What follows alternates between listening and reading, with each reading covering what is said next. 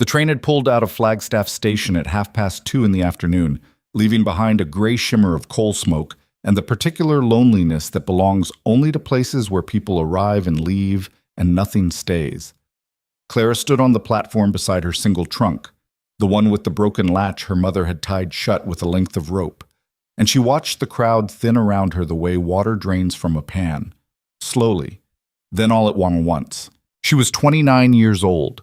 She had a slight but permanent drag to her left leg, the result of a fever she'd survived at age 7 that most children in her county had not. She had $22 and some change wrapped in a handkerchief inside her coat pocket.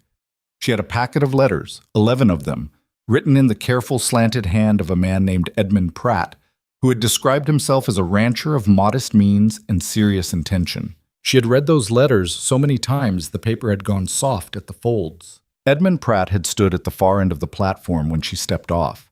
She recognized him from the small photograph he'd sent. Square jaw, broad shoulders, a hat worn low over a face that was not unkind looking. He had raised one hand when he saw her. She had raised hers back. And then she had walked toward him, the way she always walked, with her left side dipping slightly on each stride, her chin up because her mother had told her 100 times that the chin was the thing people looked at first, and if you kept it level, they'd follow your eyes instead of your feet. She watched the moment he noticed. It was never a dramatic thing, the moment people noticed. It was always small. A slight drop of the eyes, a recalibration behind the face. Edmund Pratt's expression didn't collapse. It just went somewhere else, somewhere careful and closed, the way a door eases shut rather than slamming. "Miss Whitmore," he said. "Mr. Pratt," she said. "It's good to finally—" "You didn't mention it," he said.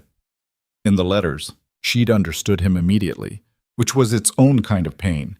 That she'd understood so fast, without him even having to finish the sentence. "I didn't think it relevant," she said, and her voice came out steadier than she felt. He looked at her for a moment. Not meanly, exactly.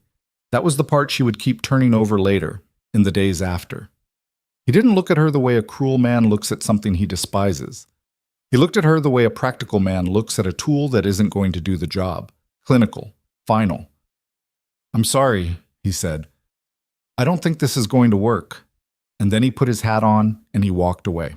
She stood there on the platform until the last of the other passengers had collected their belongings and moved on, until the station master had gone back inside his office, until the afternoon light had slid down from gold to copper to the dull gray-orange of a sun getting ready to quit. Her trunk sat beside her, the rope her mother had tied still held. Somewhere beyond the station, a horse stamped its foot against dry earth and shook its bridle, and the sound carried a long way in the flat heat. Clara sat down on the trunk. She was not a woman who cried easily. She had not cried at her mother's funeral 3 years ago, though she had wanted to very badly. She had not cried when the school district in Virginia, where she'd been teaching, turned her position over to a younger woman with 2 working legs and a husband on the school board. She did not cry now. What she did instead was open her coat pocket and count the money again. $22.40. Enough to buy a train ticket back east if she found the cheapest line and ate nothing along the way. Enough to get her to her cousin Miriam's house in Missouri, where she could sleep on a cot in the back room and try to figure out what came next. She sat with that option for a while. Then she put the money back in her pocket. Around her Flagstaff in the August of 1884 was not what she'd imagined from Edmund's letters. The town had ambition. That much was visible in its wide dirt streets and the frames of buildings still going up at the eastern edge. But ambition and comfort were different things. And everything here still felt provisional, like a place that hadn't decided yet whether it intended to last. The air smelled of pine from the mountains to the north and dust from everywhere else, and the people moved through it with the brisk purposefulness of those who cannot afford to stand still. A woman came out of the general store across the street and noticed Clara sitting on the trunk. She was maybe 50, with a no-nonsense quality to her face that Clara had always respected in other women, the kind that came from years of solving problems no one else bothered to solve. The woman crossed the street. "You waiting for somebody?" she asked. "No," Clara said. The woman looked at the trunk, looked at Clara, did some quiet arithmetic behind her eyes. "You just come in on the afternoon train?" "I did." "Edmund Pratt's girl?" Clara felt something tighten in her chest. So the town already knew, or at least this woman did, which meant others probably did too. Small places were efficient with their information. "I suppose that's what people will say," she said, "though I'd rather just be Clara Whitmore, if it's all the same." The woman gave a small nod, as if that were the right answer. "Ruth Calloway. I keep the boarding house on the north end of Alderman Street." She paused. "I have a room. It's small, and it doesn't get much morning light. It's 60 cents a week, and that includes supper." Clara looked up at her. "That's very reasonable. It's not charity," Ruth said. "I need someone who can help with laundry on Thursdays. The girl I had left last month to get married." She looked at Clara's leg with the straightforward assessment of someone who would rather know than pretend not to notice. "That going to be a problem? The laundry?" "No," Clara said. "It won't." "Then we have an arrangement." Ruth picked up one end of the trunk without being asked. "Other end." Clara took the other end, and they carried it down the platform steps together. And that was how she came to have somewhere to sleep in Flagstaff, Arizona, which was not a plan, but was something. She stayed 3 days at Ruth Calloway's boarding house. She did the laundry. She listened. She was good at listening. It was the skill most useful to a woman in her position because people talked around her in a way they didn't talk around women they considered consequential, which meant she learned things quickly. She learned that Edmund Pratt had been widowed 2 years back and that his late wife had been considered the finest-looking woman in 3 counties, and that Edmund had set a considerable store by appearances in ways that people said without quite saying. She learned that the territory was short on women, but also that the territory had specific ideas about what a woman's purpose was supposed to be, and those ideas did not lean toward women who lived alone and made their own arrangements. She learned that there was work to be had if you had a trade, and that her former profession, schoolteacher, was in demand, but that the territorial school board was run by men who would ask questions she didn't have the right answers to. On the evening of her second day, she overheard 2 men talking in the boarding house parlor. She was in the adjacent hallway, invisible to them, which was where she spent a good portion of her time. One of the men, she came to know him later as Tom Reeves, who ran a feed supply, was describing a property 3 miles out on the old Benson Road. "Boone Place," he was saying to his companion. "You hear it's gone to pieces? Silas hasn't shown his face in town in 4 months. Maybe 5. Somebody said he was sick. Might be dead already, for all anyone knows." "Nobody checked?" the other man asked. "Who's going to ride out there?" Reeves said. "Man doesn't want company. Never did. Since Eleanor and the boy died, he's been worse. Mean as a cornered dog to anyone who came near." "Still," the other man said. "Still nothing. Ranch has probably already gone under. Shame about the land, though. Good land." She listened to them talk about Silas Boone, the way people talk about something already finished, a foregone conclusion they'd moved past and filed away. She noted the name. She noted the road. She didn't think much about it until the next morning when she sat down with her $22.40 and the arithmetic of her situation, which was not improving. On the morning of her third day, she spoke to Ruth Calloway over breakfast. "The Boone property," she said, "out on the Benson Road." Ruth set down her coffee cup. "What about it?" "Is it far?" Ruth looked at her for a moment. 3 miles. Rough road the last mile. What are you thinking?" "I'm thinking that if there's a man out there who's sick and the ranch is falling apart, there might be work," Clara said. "Somebody has to do the work. It might as well be someone who needs it." Ruth was quiet for a bit. "Silas Boone is not an easy man, even before." "I'm not easy either," Clara said. Ruth looked at her again with that same quiet arithmetic, and then she went to the back pantry and came back with a cloth sack. She put it on the table without comment. Clara could see through the loose weave, a jar of broth, a loaf of bread, a small bottle of something medicinal. "Take the mule," Ruth said. "Come back before dark if there's no one alive out there." "And if there is?" Ruth picked up her coffee cup again. "That's your business," she said. The road to the Boone Ranch was exactly as described, manageable for the first 2 miles, then narrowing into something that was less a road and more a memory of one. The mule was sensible and did not complain about the ruts or the dry brush that crowded in on both sides. Clara held the reins loosely and watched the landscape change as the mountains rose more distinctly to the north. their slopes dark with pine against a sky so blue it almost hurt to look at. She had not been on a horse or mule in some time, and her left leg ached from the unfamiliar position. She noted the ache and ignored it. It was the same approach she'd taken to most of the inconveniences of her body over the years. Acknowledgement, then redirection. The leg had never stopped her from doing a thing she'd decided to do. It had only ever changed the way she did it. The ranch came into view at a bend in the road, and her first thought was that it had the look of something ashamed of itself. The main house was a low-roofed structure of rough-hewn logs, sturdy in its bones but suffering in everything else. The porch railing had come loose on one side and sagged toward the ground. The yard between the house and the barn was choked with weeks of untended growth, dried and pale in the August heat.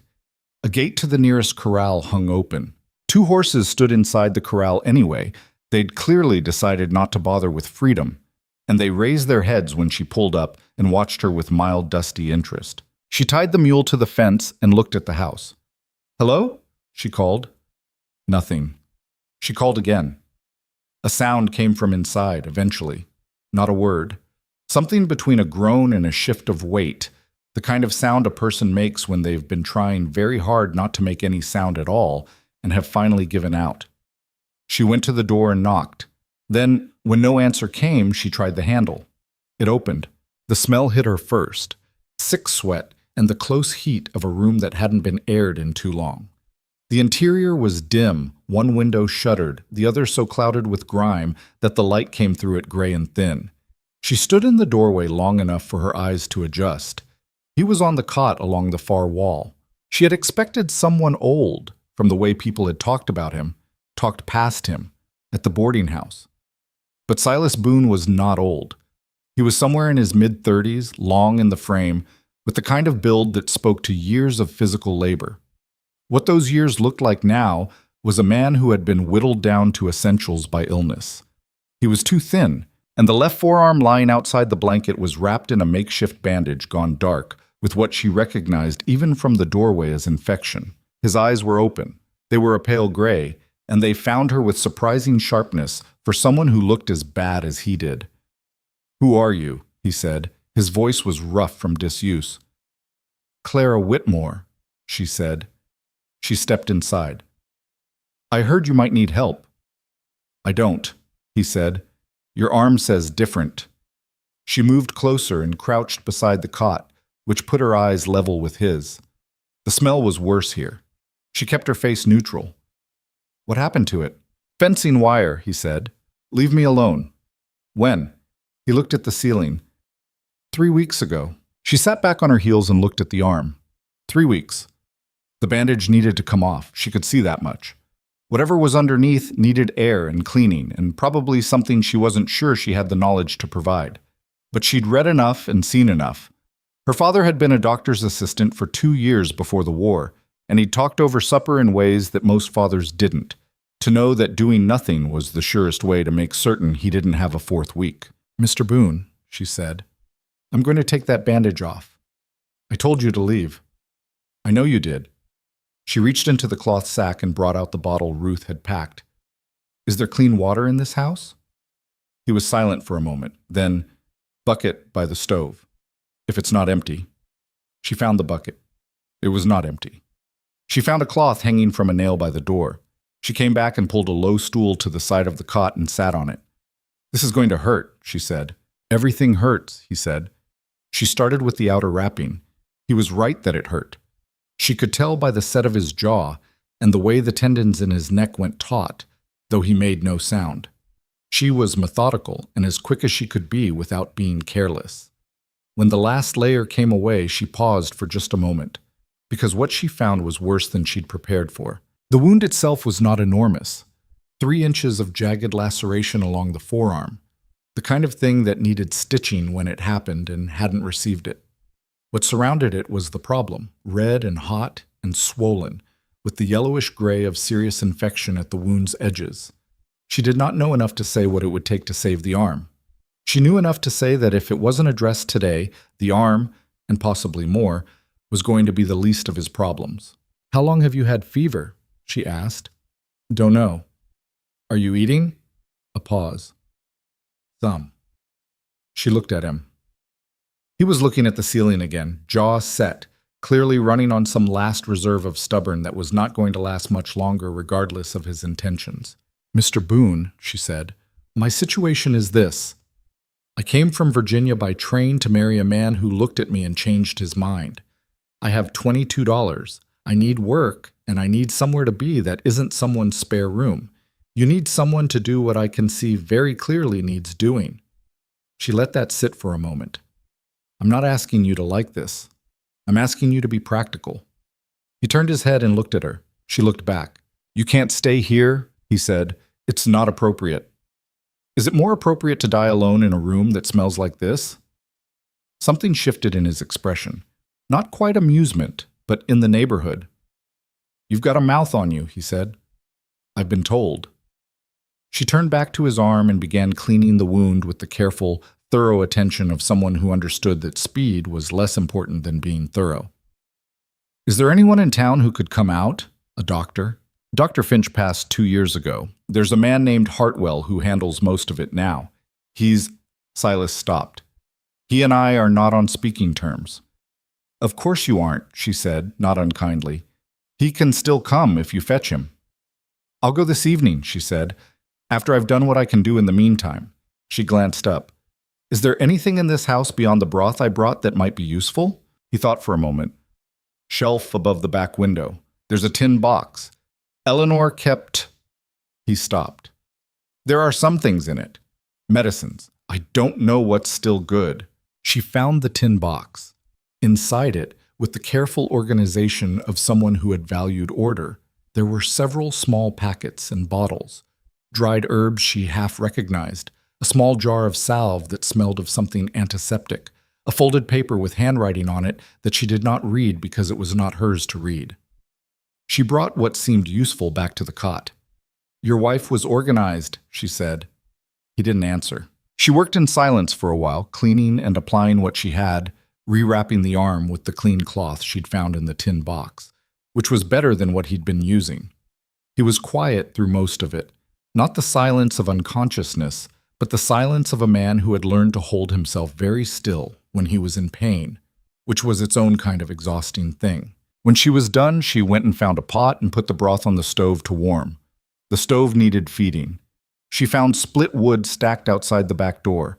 At least he'd managed that sometime in the past weeks, and loaded it and got the fire going. Her leg was aching dully by the time the broth was warm enough, a result of the sustained crouching and the unfamiliar physical effort, and she stood at the stove for a moment with one hand braced against it and breathed through the worst of it. She brought him the broth in the tin cup she found hanging by the stove. He tried to take it himself, and his hand shook. She held the cup steady without comment. He drank half of it. "You don't have to—" he started. "I know," she said. "Drink the rest." He drank the rest. She set the cup aside. The light outside had moved. It was later than she'd realized, the afternoon getting long. She needed to start back to town if she was going to make it before dark. "I'll go find Hartwell," she said. "I'll tell him it's necessary. Whatever your disagreement is, this isn't the time." She picked up the cloth sack. "Is there anything you need from town?" He was quiet. She could see the effort it was taking him not to say what he was probably thinking, which was that he didn't want her to come back. She could see also that he was too depleted to maintain it. "Salt," he said finally, "if it's not too much." "It's not." She went to the door. "I'll be back in the morning, Mr. Boone. Earlier than this." "You don't need to—" "Mr. Boone," she said, and she said it with the particular quality of patience that is actually a kind of authority, the kind she'd learned standing in front of classrooms of children who didn't want to learn arithmetic. "I'll be back in the morning." She pulled the door shut behind her and stood for a moment on the shambling porch with its sagging railing, looking out over the neglected yard and the heat-bleached landscape and the horses in the corral who had not bothered to leave even when the gate was open. The sun was lower now, angling in from the west across the scrub and the dry grass, and everything it touched turned amber and ordinary and almost beautiful. She untied the mule and turned it toward town. Hartwell was not easy to convince. He was a compact, pragmatic man who kept his office above the dry goods store, and who had the air of someone permanently behind on sleep. He listened to Clara with his arms folded and his expression arranged in careful neutrality. "Silas Boone," he said. Yes. And you are? Clara Whitmore. I arrived 3 days ago. Edmund Pratt's. He caught himself. Miss Whitmore. I'd rather just be Clara Whitmore, she said, for the second time since arriving in Flagstaff. Hartwell unfolded his arms and picked up a pen and set it down again. Silas and I had words last year, he said. I won't go into it, but he made clear he didn't want me on his property. He's dying on his property, she said. That changes the terms. In your opinion, and in his arms. She held Hartwell's gaze. Mr. Hartwell, I understand there's history. I understand this is not simple. But a man is alone out there with a 3-week-old infected wound and fever, and no one to... She stopped. She started again, more quietly. He won't ask for help. He's the kind of man who won't. So I'm asking instead. And I'm asking you because you're the closest thing to a doctor in this town. And because whatever happened between you and him, I don't think you want him to die over it. A long silence. The infection, Hartwell said finally. How advanced? Significant. I cleaned it and used what I found, but it needs more than I know how to provide. Another silence. He picked up his bag from beside the desk. I'll go in the morning, he said. Tonight, she said. Please. He looked at her. Whatever he saw in her face, and she had stopped trying to control what her face did when she was tired and worried, seemed to settle something. He put on his coat. You'll show me the way, he said. Yes, she said. They rode out to the Boone Ranch in the dark, Hartwell on his horse and Clara on Ruth's mule, with a lantern that swung and threw its light unevenly across the road in front of them. It took an hour. Neither of them spoke much, which suited Clara fine. She was thinking ahead, about what came next, about the work she could already see needed doing at the ranch, about the $22 in her pocket and how far they might or might not stretch, and about Silas Boone on that cot with his jaw set against pain he was too proud to acknowledge, alone in a room that smelled of sickness and too much time. Hartwell spent over an hour inside. Clara waited on the porch, sitting on an overturned crate, listening to the night. The desert at night sounded different than anything she'd grown up with. A vast, dry quiet that was not actually quiet at all, full of insects and small movements, and the occasional distant call of something she couldn't identify. The stars out here were extraordinary. She had not expected the stars. When Hartwell came out, his expression had settled into something she read as cautious, but not hopeless. I've lanced and cleaned it properly, he said. He needs to keep the fever down and keep the arm clean. He needs to eat and drink. He paused. You said you need work. Yes. This is work, he said, assuming he'll tolerate your presence. He'll tolerate it, she said. Hartwell looked at her with an expression she couldn't quite read. The man in that room, he said carefully, is not going to make this easy for you. I know. And the town, he stopped. People talk. A woman staying at a man's property, no relation, no... I know about that too, she said. He looked at the sky for a moment, then back at her. All right, he said. He got his bag and went to his horse. I'll check back in 2 days. Keep the wound clean. Make him eat. He settled himself in the saddle. He won't say it, but he's lucky you came. He rode back toward town. Clara sat on the crate for a while longer in the dark, with the stars overhead and the mule standing patient at the fence, and she thought about luck, about what it looked like from the outside versus the inside, about whether a person could be simultaneously unlucky and lucky in the same week, about the way certain roads only showed themselves after you'd already been forced off the first one. She went inside. The lantern she'd found in the kitchen was still burning, turned low. Silas Boone was asleep on the cot, more settled than he'd been before. Hartwell had given him something for the pain, she suspected. His breathing was slow and heavy, but even.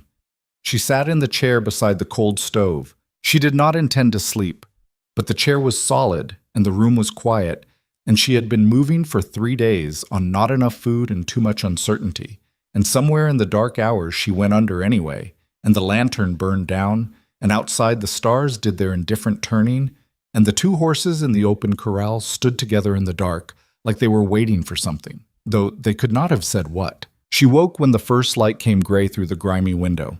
She sat up straight in the chair, stiff along her whole left side. and looked at the room in the early light. The rough walls, the sparse and neglected furnishings, the cot where Silas Boone was still breathing, the shelf where his wife had kept her tin box of medicines arranged with care. Clara Whitmore folded her hands in her lap, looked around at the wreck of it, and began to think through the order of things that needed doing. There was a great deal. That was all right.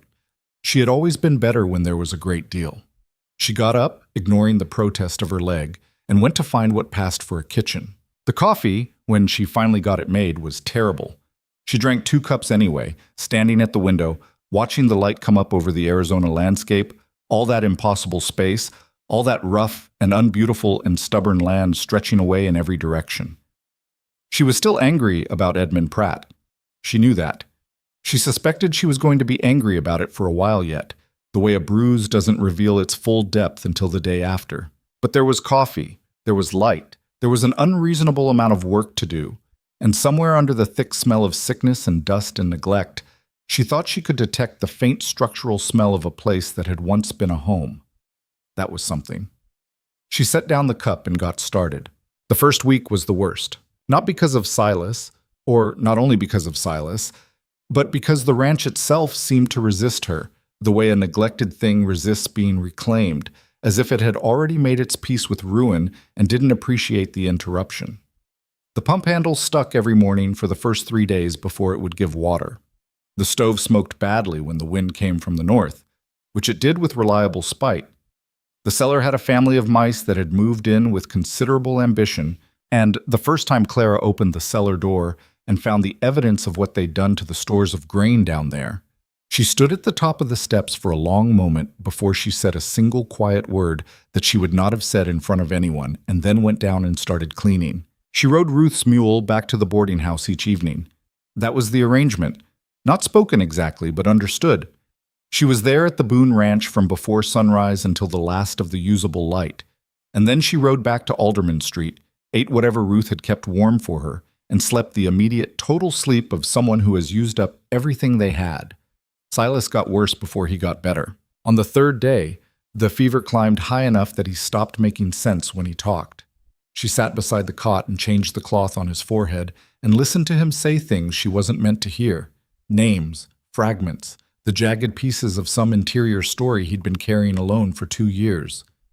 Eleanor came up often. So did a name that was just 2 syllables, a child's name, said the way a person says a thing they cannot get over. Clara did not write any of it down. She filed it away in the part of herself that was not for sharing and kept changing the cloth. Hartwell came on the 5th day instead of the 2nd, which told her he'd had other emergencies in between. He examined the arm and said it was moving in the right direction, slowly. He looked at the kitchen. She'd cleaned it thoroughly by then, and there was a pot of actual food on the stove. And he looked at Clara, and he said, "You've been sleeping here?" "At the boarding house," she said, "and riding out in the dark. The mule knows the road by now." He made a sound that was not quite approval, but was in that direction. "He's going to live," he said, "barring the unlikely." "I know," she said. She'd decided that 2 days ago, when she'd seen the infection beginning to pull back from the edges of the wound. "He's stubborn enough." "Stubbornest man I've known," Hartwell said, without apparent warmth, and she understood that the history between them was real and probably substantial, but she didn't ask. It wasn't her business. "When he's well enough to have a conversation, tell him I said he still owes me an apology." He picked up his bag. "He won't give it, but tell him anyway." "I'll tell him," she said. Hartwell left, and she went back to the bedroom doorway and looked at Silas Boone asleep on the cot, taking up more of it than a man his size should have needed to, the way very sick people seem to expand into whatever space is around them. His color was marginally better. His breathing was even. She turned back to the kitchen and started on the afternoon's work. He regained real coherence on the 8th day. She knew it because she was in the yard splitting wood. Badly, with technique that would have made a frontier woman laugh, but she was getting the job done. And she heard him from the open window. "What in the hell are you doing to that wood?" She lowered the axe, wiped the back of her hand across her forehead. "Splitting it," she called back. A pause. "You're going to take your foot off." "I haven't yet." She set up the next piece. "Don't distract me." She heard something from inside that might have been a low laugh, might have been a groan, Might have been both at once. She brought the axe down and the wood split imperfectly, and she stacked it against the side of the house and kept going. When she came in half an hour later, Silas was sitting up on the cot for the first time. He'd managed to pull himself to a sitting position and prop his back against the wall, and the effort had clearly cost him. His face was pale and drawn, and he was breathing harder than sitting should have required. But his eyes were fully present in a way they hadn't been in days. They followed her across the room. "You're still here," he said. "I am." She hung up the axe and went to check on the broth. She'd had it going since morning, a better broth than the first one, with some dried beans she'd found and a piece of salt pork she'd bought in town. "How does the arm feel?" "Like something tried to kill it," he said. Then, "How long?" "8 days since I first came, give or take." He was quiet with that. She could feel him processing it. The time lost, the condition of the ranch, the fact of her, the whole shape of what had happened while he'd been somewhere else in his own head. "The horses," he said. "Fed and watered," she said. "Every day." Another silence. "The fence on the east side of the far pasture was down before I got sick. The cattle." "The fence is still down," she said. "I haven't managed that yet. But the cattle are in the near pasture. I moved them 5 days ago." He stared at her. "You moved cattle." "I did."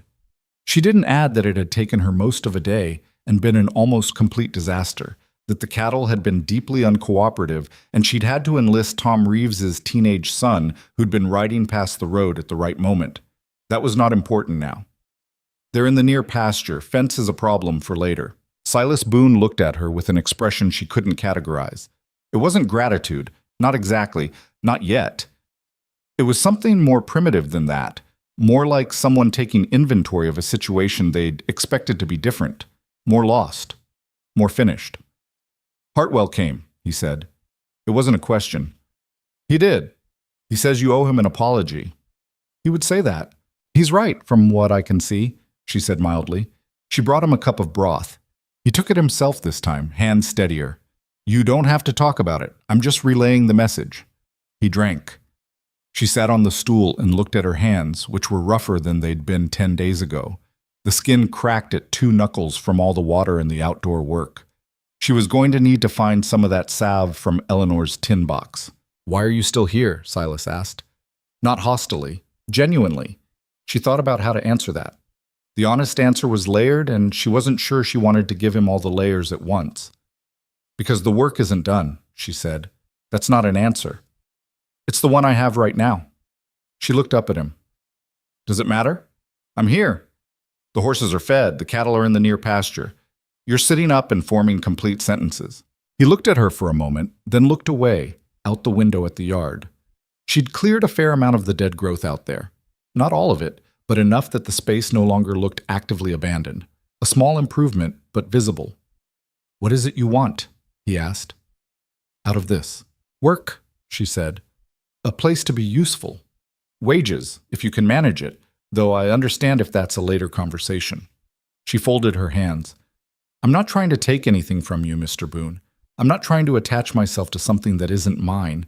I'm here, and there's a lot that needs doing, and I'm capable of doing most of it." He was quiet for a while. Outside, one of the horses made a sound, a soft, huffing complaint about something. The heat, probably, or the flies. "Eleanor," he said, and then he stopped. "You don't have to," she said quickly. "I know." But he seemed to want to finish it in some halting way. "Eleanor died 2 years ago, February. Our son with her. Fever, both of them, same week. I was in Tucson for supplies." He looked at his hands. "I wasn't here." Clara did not say she was sorry. It seemed inadequate to the scale of what he'd just described. She did not say anything at all, which was sometimes the right thing. "I let everything go," he said. "On purpose, mostly. Didn't see much point." "I know," she said. I could see that." Something shifted in his face. Not offense, more like surprise at being seen without it being accusatory. "You're a strange woman, Miss Whitmore." "I've been told," she said. "Drink the rest of the broth." He drank the rest of the broth. He was on his feet by the end of the second week, though Hartwell had been explicit that he was not to be on his feet. a piece of medical advice that Silas treated as a general suggestion rather than an instruction. Clara watched him push himself off the cot the first time and stand there swaying with the particular expression of a man who will not acknowledge that he almost just sat back down, and she made a decision not to comment, because some assistance is best offered by staying out of the way. He made it to the door. He stood on the porch for a long time, looking at the yard. She could see him from the kitchen window, taking an inventory of what 2 years of neglect and 1 month of serious illness had done to the place. It was considerable. She watched his face move through several stages of something. She wouldn't call it grief exactly, but it was in the same territory. She brought him coffee. He took it without looking at her. They stood on the porch together in the morning heat, which was already fierce even at that hour, and looked at the yard. "The porch railing," he said. "Needs a proper fix," she agreed. "I propped it back up, but it's not right." "The barn roof. 2 boards on the south-facing side. Rain would be a problem." She paused. "It hasn't rained." "No," he said. "It won't for another month." He drank his coffee. "The east fence. You said it's down. About 40 feet of it. Cattle. Still in the near pasture. Not happy about it, but there." He was quiet. She could see him working through a list in his head, the way a man does when he's taking the measure of a thing he's been avoiding. It was, she recognized, the same list she'd been working from for days, except that his was more complete because he knew the property. "How much can you actually do?" he asked. "Not meanly, practically. I can do most things if you show me once," she said. "Some things I can figure out. A few things I genuinely can't." She paused. "I cannot shoe a horse. I haven't managed that one." "Nobody expects you to shoe a horse." "I know. I'm just being accurate about my limitations." He looked at her sideways, the way he sometimes did. A quick, slightly puzzled assessment, as if she kept failing to behave the way he expected, and he hadn't yet adjusted his expectations. "You taught school," he said. She'd mentioned it, briefly. "For 6 years. Before Virginia?" "I grew up in Virginia. I taught there." She looked out at the yard. The district found someone they preferred. He seemed to understand that there was a longer story there, and that she wasn't offering it, and he didn't push. She appreciated that.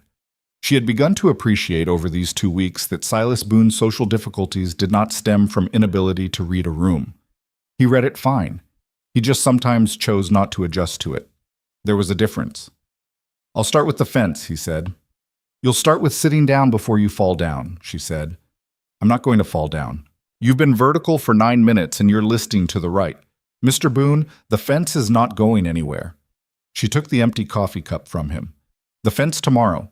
Today you eat something that isn't broth, and you tell me which of the things on that list is most urgent after the fence, and I'll get started on it." He looked at her, she looked back. There was a moment where she was genuinely not sure which way it was going to go, whether he was going to be stubborn about it, or whether something in him was tired enough to stop. He went back inside.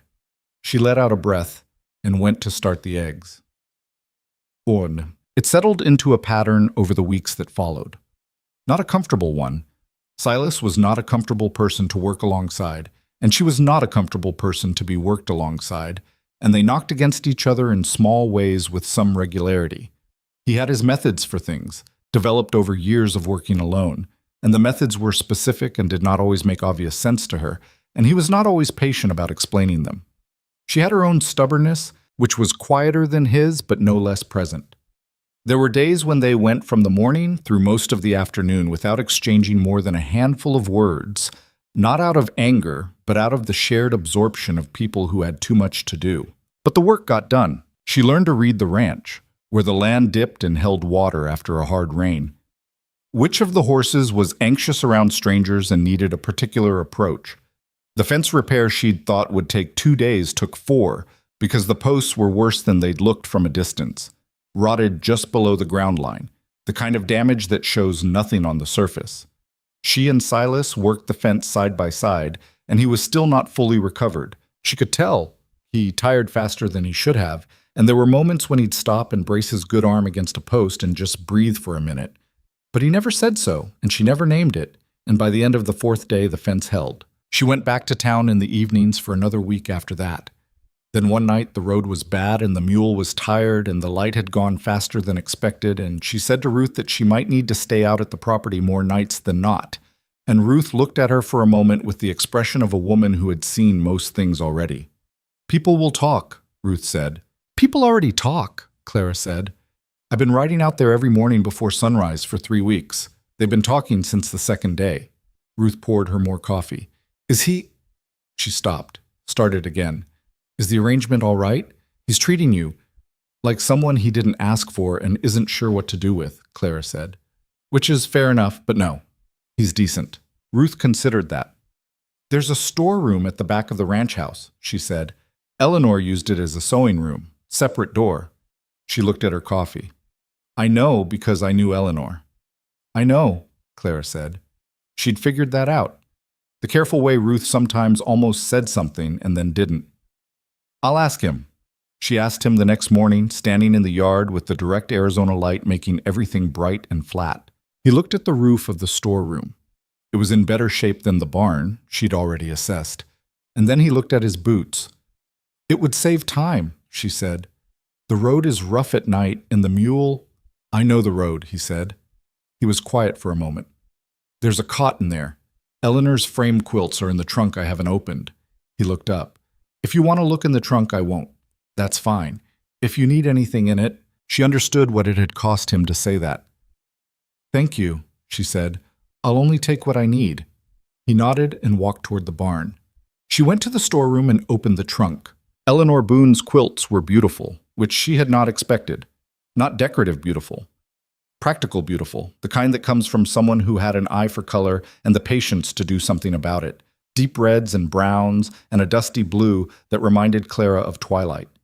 She took one for the cot and folded the others back with care and closed the trunk. The town had opinions about the arrangement, as Ruth had predicted. She encountered them in increments, each visit she made to Flagstaff for supplies. At first it was just looks. Not unfriendly exactly, but assessing. The particular look of a community trying to categorize someone who isn't fitting the available categories. She was not a wife, and not a daughter, and not a hired hand in the usual sense, and not, quite, a charity case. She was something the town didn't have a ready word for. After a while, the looks started carrying more weight. She went into McHenry's store for flour and salt and a length of good rope one Thursday, and the woman in front of her, wife of one of the town councilmen she'd been told, turned and looked at her with an expression that had moved past assessment into something more pointed. "You're the woman out at the Boone place," she said. "Clara Whitmore," Clara said. "Yes."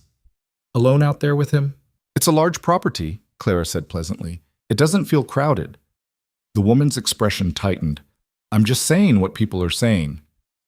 "What are people saying?" A pause. The woman seemed to not have expected the question asked back directly. "That it's not suitable," she said after a moment. "Suitable for who?" Clara asked. The woman did not have an immediate answer for that.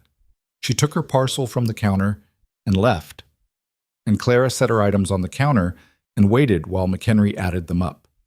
And McHenry said nothing, which she appreciated. Some silences were their own kind of courtesy. She told Silas about it that evening, not because she thought he needed to know, but because it was going to become his problem as much as hers if she didn't. They were on the porch, which had become the place they sometimes ended up at the end of the day. Not by arrangement, but because the heat broke there first, and they were both too tired to go anywhere else. He listened to her describe the encounter without interrupting. "Hargrove's wife," he said when she'd finished. "I don't know her name." "Margaret Hargrove, her husband and Edmund Pratt." He stopped. "They're friendly." Clara absorbed that. "Ah," she said. "Edmund won't let it alone," Silas said. He was looking at the dark line of the mountains. "I heard in town last week. He's been talking." "About me." "About the arrangement." He paused. "I should have told you sooner. I didn't want—" He stopped again. He was not a man who finished every sentence he started, she'd found. Some of them he apparently decided didn't need finishing. "He's saying things that aren't accurate." "What kinds of things?" He looked uncomfortable. "Things that would embarrass you if I repeated them." She looked at him steadily. "I'm harder to embarrass than that." He told her. She was quiet for a moment after he did. Her hands were in her lap and she looked at them, at the rough and cracked skin, at the work they represented. He abandoned me at a train station, she said finally. And now he's... She stopped, let out a slow breath. Wonderful. Clara. It was the first time he'd used her name without the miss, and she didn't think he noticed he'd done it. I can speak to him. I can make it clear. And say what? She said. Say that nothing's happened? That I've been sleeping in a storeroom with Eleanor's quilts? She shook her head. He knows that. It doesn't matter whether it's true. What he's doing isn't about truth. Silas was quiet. It's about putting me somewhere he can manage, she said, making me into a story that makes sense to him, so that what he did at that station doesn't look like what it was. She looked out at the yard, her yard now, in the ways that matter, in the ways that come from work. He needs me to be ruined to justify himself. Silas turned his head and looked at her. The light was fully gone now, just the last gray edge of it at the horizon, and she couldn't make out his expression clearly. Is it going to make things difficult for you? She said. The talk. With your business in town, with... Don't, he said. Silas. She used his name back, and she did notice it, the small deliberateness of it. I'm asking a practical question. If having me here is going to cost you... It won't, he said. Then, and even if it did... He stood up from his chair, which creaked under the shift of his weight. He stood there for a moment, looking at the dark yard. The hay in the north barn is coming in low, he said. I need to go to Tucson for feed before the month's out. She accepted the subject change without comment. How long would you be gone? 3 days? Maybe 4? I can manage the property for 4 days, she said. I know you can, he said. And he went inside and she sat on the porch a while longer, listening to the night, which out here on the Benson Road was enormous and layered and full of things that had nothing to do with Edmund Pratt or Margaret Hargrove or what the town of Flagstaff thought about a woman sleeping in a storeroom and getting her hands dirty for a man who wasn't her husband. She stayed on the porch until the cold came in, the way it did out here in September, fast and surprising after the day's heat. Then she went to the storeroom and got under Eleanor's quilt and slept hard until the dark began graying toward dawn. He was gone 4 days, and she managed the property, and it was not easy, and some of it went wrong. The anxious horse got loose the second morning, and it took her 2 hours to get him back, and she strained something in her back doing it that made the rest of the week unpleasant. But the essential things held. The cattle were fed, the horses were watered, the hay was managed. She patched a loose board on the barn roof while he was gone, because the sky to the southwest had the look of eventual rain, and she was up on that roof with a hammer in the midday heat, telling herself several things she'd probably look back on as unwise. But the board went down and the roof held. When he came back from Tucson, he pulled the wagon into the yard and got down and looked at the barn roof. He looked at her. You went up on that roof, he said. The board was loose, she said. You went up on the roof. Silas. The board was loose. He looked at her a moment longer, then at the barn. Then he shook his head once and started unloading the wagon. She came to help him. They worked in silence for a while, moving the feed sacks into the north barn. His arm was fully healed by then, the scar there red and ridged but closed, and he moved without favoring it, which she noted and was glad about. There's a school, he said as they were carrying the last of the sacks. She looked at him. What? In town, the one over by the feed road. They've been looking for a teacher since spring. He set the sack down and straightened. I mentioned you to Caldwell. He's on the board, said you'd taught 6 years in Virginia. She stared at him. When did you do that? Tucson was a short trip. I stopped on the way back. He looked at the stack of sacks. They'd want to meet with you, make their own decisions, but Caldwell seemed interested. She stood there in the doorway of the north barn with the afternoon light coming in flat and bright behind her, and she felt something move through her chest that was complicated enough that she couldn't have named it. It was close to gratitude, but not quite. It was more like the particular feeling of being thought of as a whole person, capable and full-dimensioned, by someone who didn't need to bother. I haven't said I'm leaving, she said. No, he said. It's just, options are worth having. He picked up the water bucket. And you can do both. Ranch needs more part-time than full-time now that... He stopped, cleared his throat. Things are in better shape. She looked at the north barn, which was stacked and organized and smelled of fresh hay. She looked through the doorway at the yard, which had more life in it than it had a month ago. Small evidences everywhere of things tended. The garden she'd put in at the south side of the house was doing better than she'd expected, given the heat. 3 things were actually growing. "I'll go speak to Caldwell," she said. "Good," he said. He walked toward the water trough. She stood in the barn doorway a moment longer. Outside, the sky to the southwest still had that look, that particular yellowish weight that meant weather. She'd been watching it for 2 days. "Silas," she called. He stopped, turned. "There's rain coming," she said. "Day after tomorrow, I think. We should move the equipment from the far shed." He looked at the sky. He looked at it for a long time with the consideration of a man who had been reading this particular sky for years. "Tomorrow," he said. "We'll do it tomorrow morning." He walked on. She went to start supper. It was not a life she had planned. None of it resembled any plan she'd had, including the plan that had brought her to Flagstaff in the first place, the one that had ended on a train platform with the sound of boots walking away. She was in a storeroom under another woman's quilt. She was learning things she'd never imagined learning. Her hands were wrecked and her back ached, and the town had opinions about her that were not flattering, and some of them were going to get worse before they got better. But the cattle were in the right pasture. The fence held. The roof would keep out the rain. She put the pot on the stove and got to work. The rain came exactly when Clara had said it would. It arrived on a Tuesday, 2 days after Silas got back from Tucson, and it was not the polite kind of rain that asks permission before entering.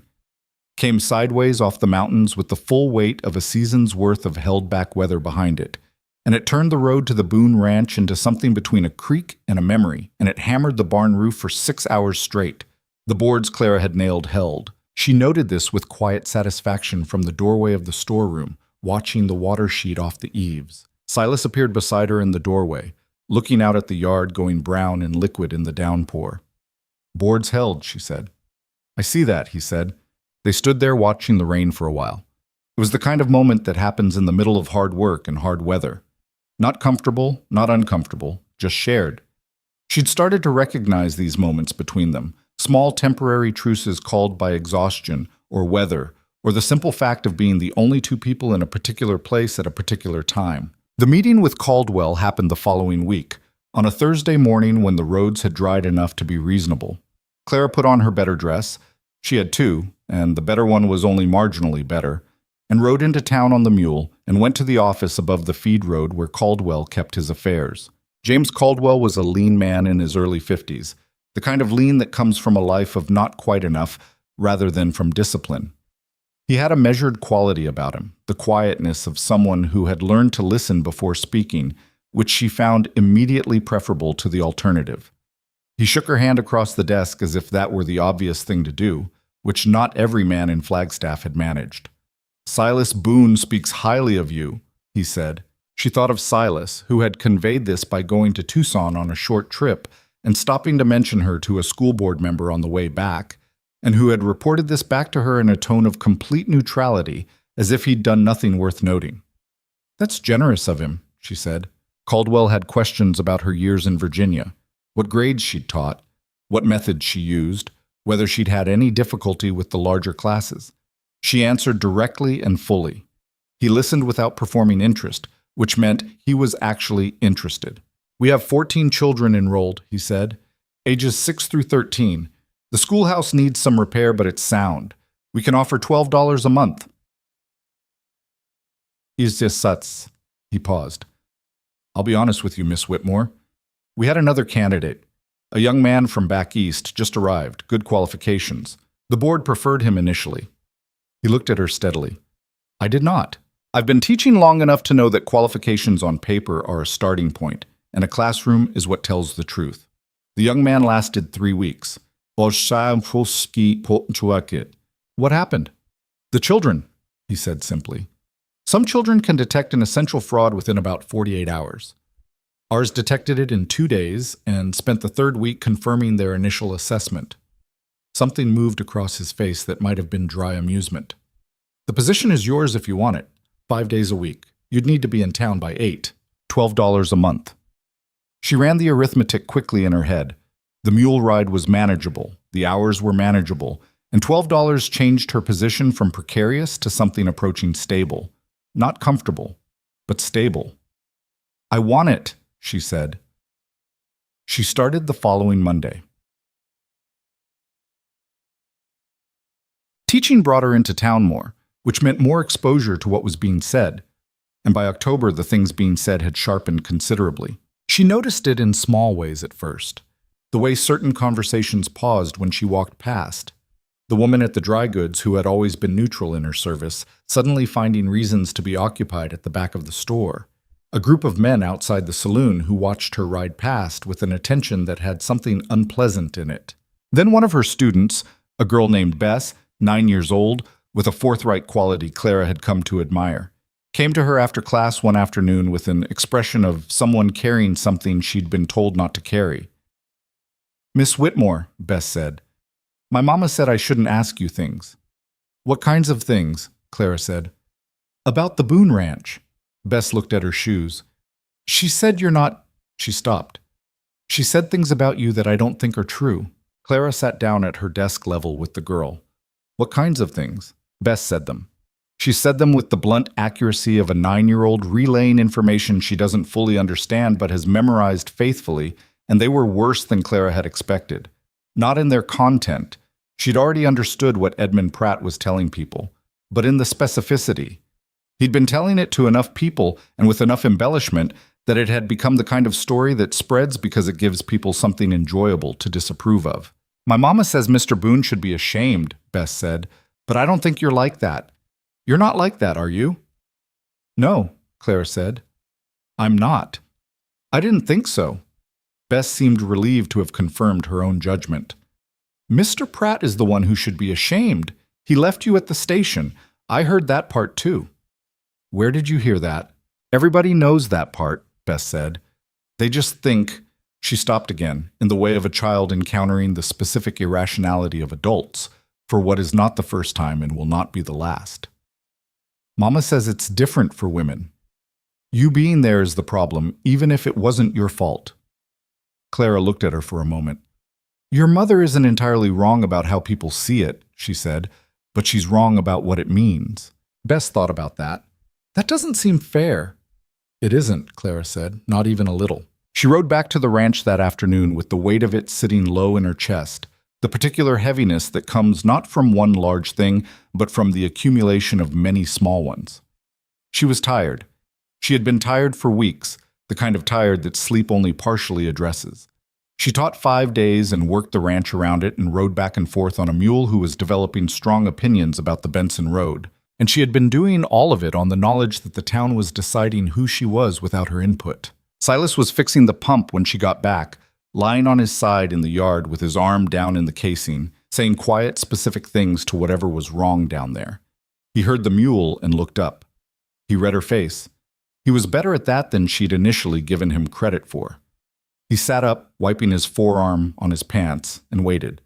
She told him what Bess had told her. All of it.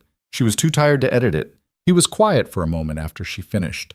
The muscle in his jaw moved once. "I'll speak to Edmund," he said. "I told you before." "I know what you told me before," he said. He stood up. He was taller than she sometimes remembered when she was mostly seeing him crouched over some piece of broken equipment or moving through the low doorway of the barn. "You said he was trying to justify himself. That's probably true. But there's a difference between someone talking because they need to tell a story and someone talking because they're actively trying to cause damage. This is the second thing." She didn't argue with that distinction, because he was right. "What are you going to say to him?" she asked.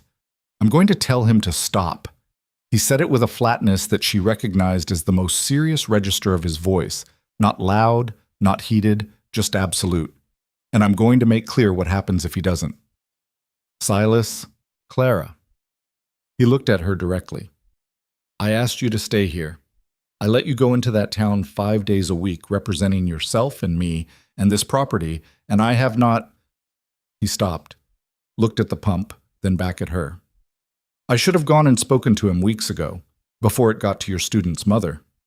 She watched him. "You think talking to him will stop it?" "I think not talking to him definitely won't." He picked up his tool from the ground. "I'll go tomorrow morning, before you leave for school." She nodded. He went back to the pump.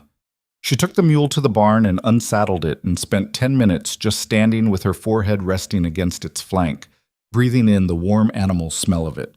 Because sometimes the most useful thing you can do at the end of a hard day is stand in a barn and not be expected to do anything for 5 minutes. The mule endured this with dignified patience. He went to town the next morning as he'd said. He was back by midday. Clara was at school, so she didn't know how it had gone until evening. She found him on the porch when she returned. He was sitting in the chair he usually occupied, but something about the way he was sitting, too still, too deliberately positioned, told her before he said a word that it had not gone straightforwardly. She sat in the other chair. "He wasn't at the saloon," Silas said. "I found him at Hargrove's office." That explained several things at once. Hargrove was there. Hargrove and 2 others. He looked at his hands. It was not a conversation. It was more like being informed of a position. What position? That the arrangement here is not appropriate, that the town has concerns, that Hargrove, as a councilman, has a responsibility to... He stopped, made a sound that was not quite a laugh.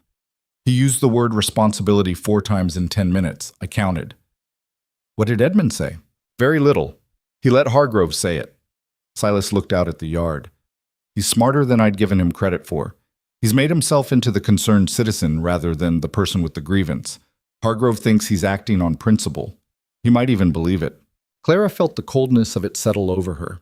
It was elegant, in a grim way. Edmund Pratt had taken his own embarrassment and dressed it up as community morality, and in doing so had made himself impossible to argue with. You could tell a man he was wrong. You could not easily tell him that his principles were a disguise for something small and mean, because he would never see it that way, and neither would anyone who'd already decided to believe him.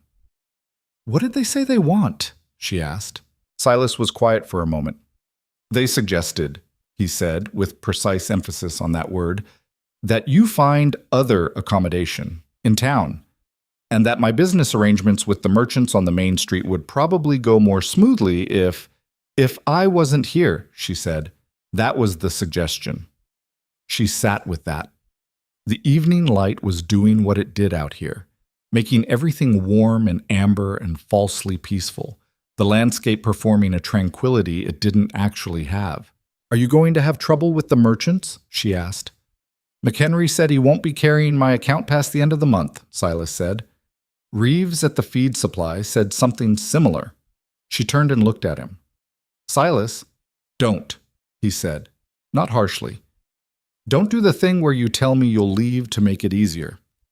"I was going to say I'm sorry," she said. "This is my fault." "It is not your fault," he said, with a clarity and a firmness that stopped her mid-sentence. "What Edmund Pratt did at that station is his fault. What he's done since is his fault. What Hargrove is doing is his fault. The only person in this entire situation who is not at fault is you, and I am not going to sit here and watch you take responsibility for other people's..." He stopped, settled himself. "Their cowardice," he said. "That's the word." She looked at him. He was looking at the yard again, jaw set, that particular tension in him that she'd come to read as the outward sign of something he was not saying. "I'll start looking for somewhere in town," she said. "Just let me think about it. I don't want to..." "I said don't," he said. He turned and looked at her fully, which he did less often than she'd have expected, for someone she spent most of her time around. When he did, it had a directness to it that was not comfortable but was honest. "I want you to stay. I'm telling you that clearly so there's no confusion. I want you to stay, and I intend to deal with the merchant situation myself, and I am going to the Harvest Social next month, and you are coming with me. And we are going to stand in front of this town and not be ashamed of something we have no reason to be ashamed of." "Bite?" She stared at him. He looked slightly uncomfortable with what he just said, as if the length of the speech had surprised him as much as her. He looked back at the yard. "The Harvest Social," she said. "It's in 4 weeks," he said. "Hargrove organizes it. Every merchant and rancher in the territory attends. I haven't gone in 2 years." He paused. "I'm going this year." She was quiet for a moment. "What do you think that accomplishes?" "Showing up accomplishes something," he said. "Not showing up is what they want. They want us out here, out of sight, while they tell their version of things to everybody who matters." He looked at her again. You know I'm right. She did know. That was the infuriating part. She'd taught enough children to understand that the story that gets told in the absence of the person it's about is almost always worse than the truth, because the truth is complicated and stories prefer simplicity. And in the simplified version, she was always going to be the woman who'd compromised herself for a roof over her head. I don't own anything suitable to wear to a social, she said. Ruth Calloway might, he said. She offered me nothing useful, but she seems to like you. Clara looked at him. There was something almost touching in the confidence of it. The way he'd said Ruth might help, the way he was clearly not good at this particular kind of social navigation and knew it and was working with the tools he had. He was a man who could fix a pump and mend a fence and read the sky for rain, and he was sitting on a porch trying to figure out how to dress her for a social, as though it were the same kind of problem. You've been thinking about this for a while, she said. He didn't deny it. Since Tucson, he said. Since I heard what Caldwell said about Edmund, that he'd been to the school board before I got there, trying to prevent them from hiring you. She went still. He went to the school board. Caldwell told me when I went to speak about the position, said Edmund had come to him 2 weeks before, said you were a woman of... Silas's expression tightened. Loose character was the phrase apparently used. The air went out of her lungs in a specific way, the way of something that should have been surprising and wasn't. She'd known Edmund Pratt was persistent. She hadn't understood how far he was willing to go with it. Caldwell didn't listen, Silas said. To his credit, but 3 other board members did. The ones who wanted the young man from back east, she said. Yes. She pressed her hands flat against her knees. She was not going to be furious. She was too tired to be furious. She was going to feel this and file it and decide what to do with it, which was the only useful response she'd found over the years to things she couldn't immediately change. What did you intend to do about this, she asked, before you decided on the Harvest Social? I intended to speak to Edmund directly, he said.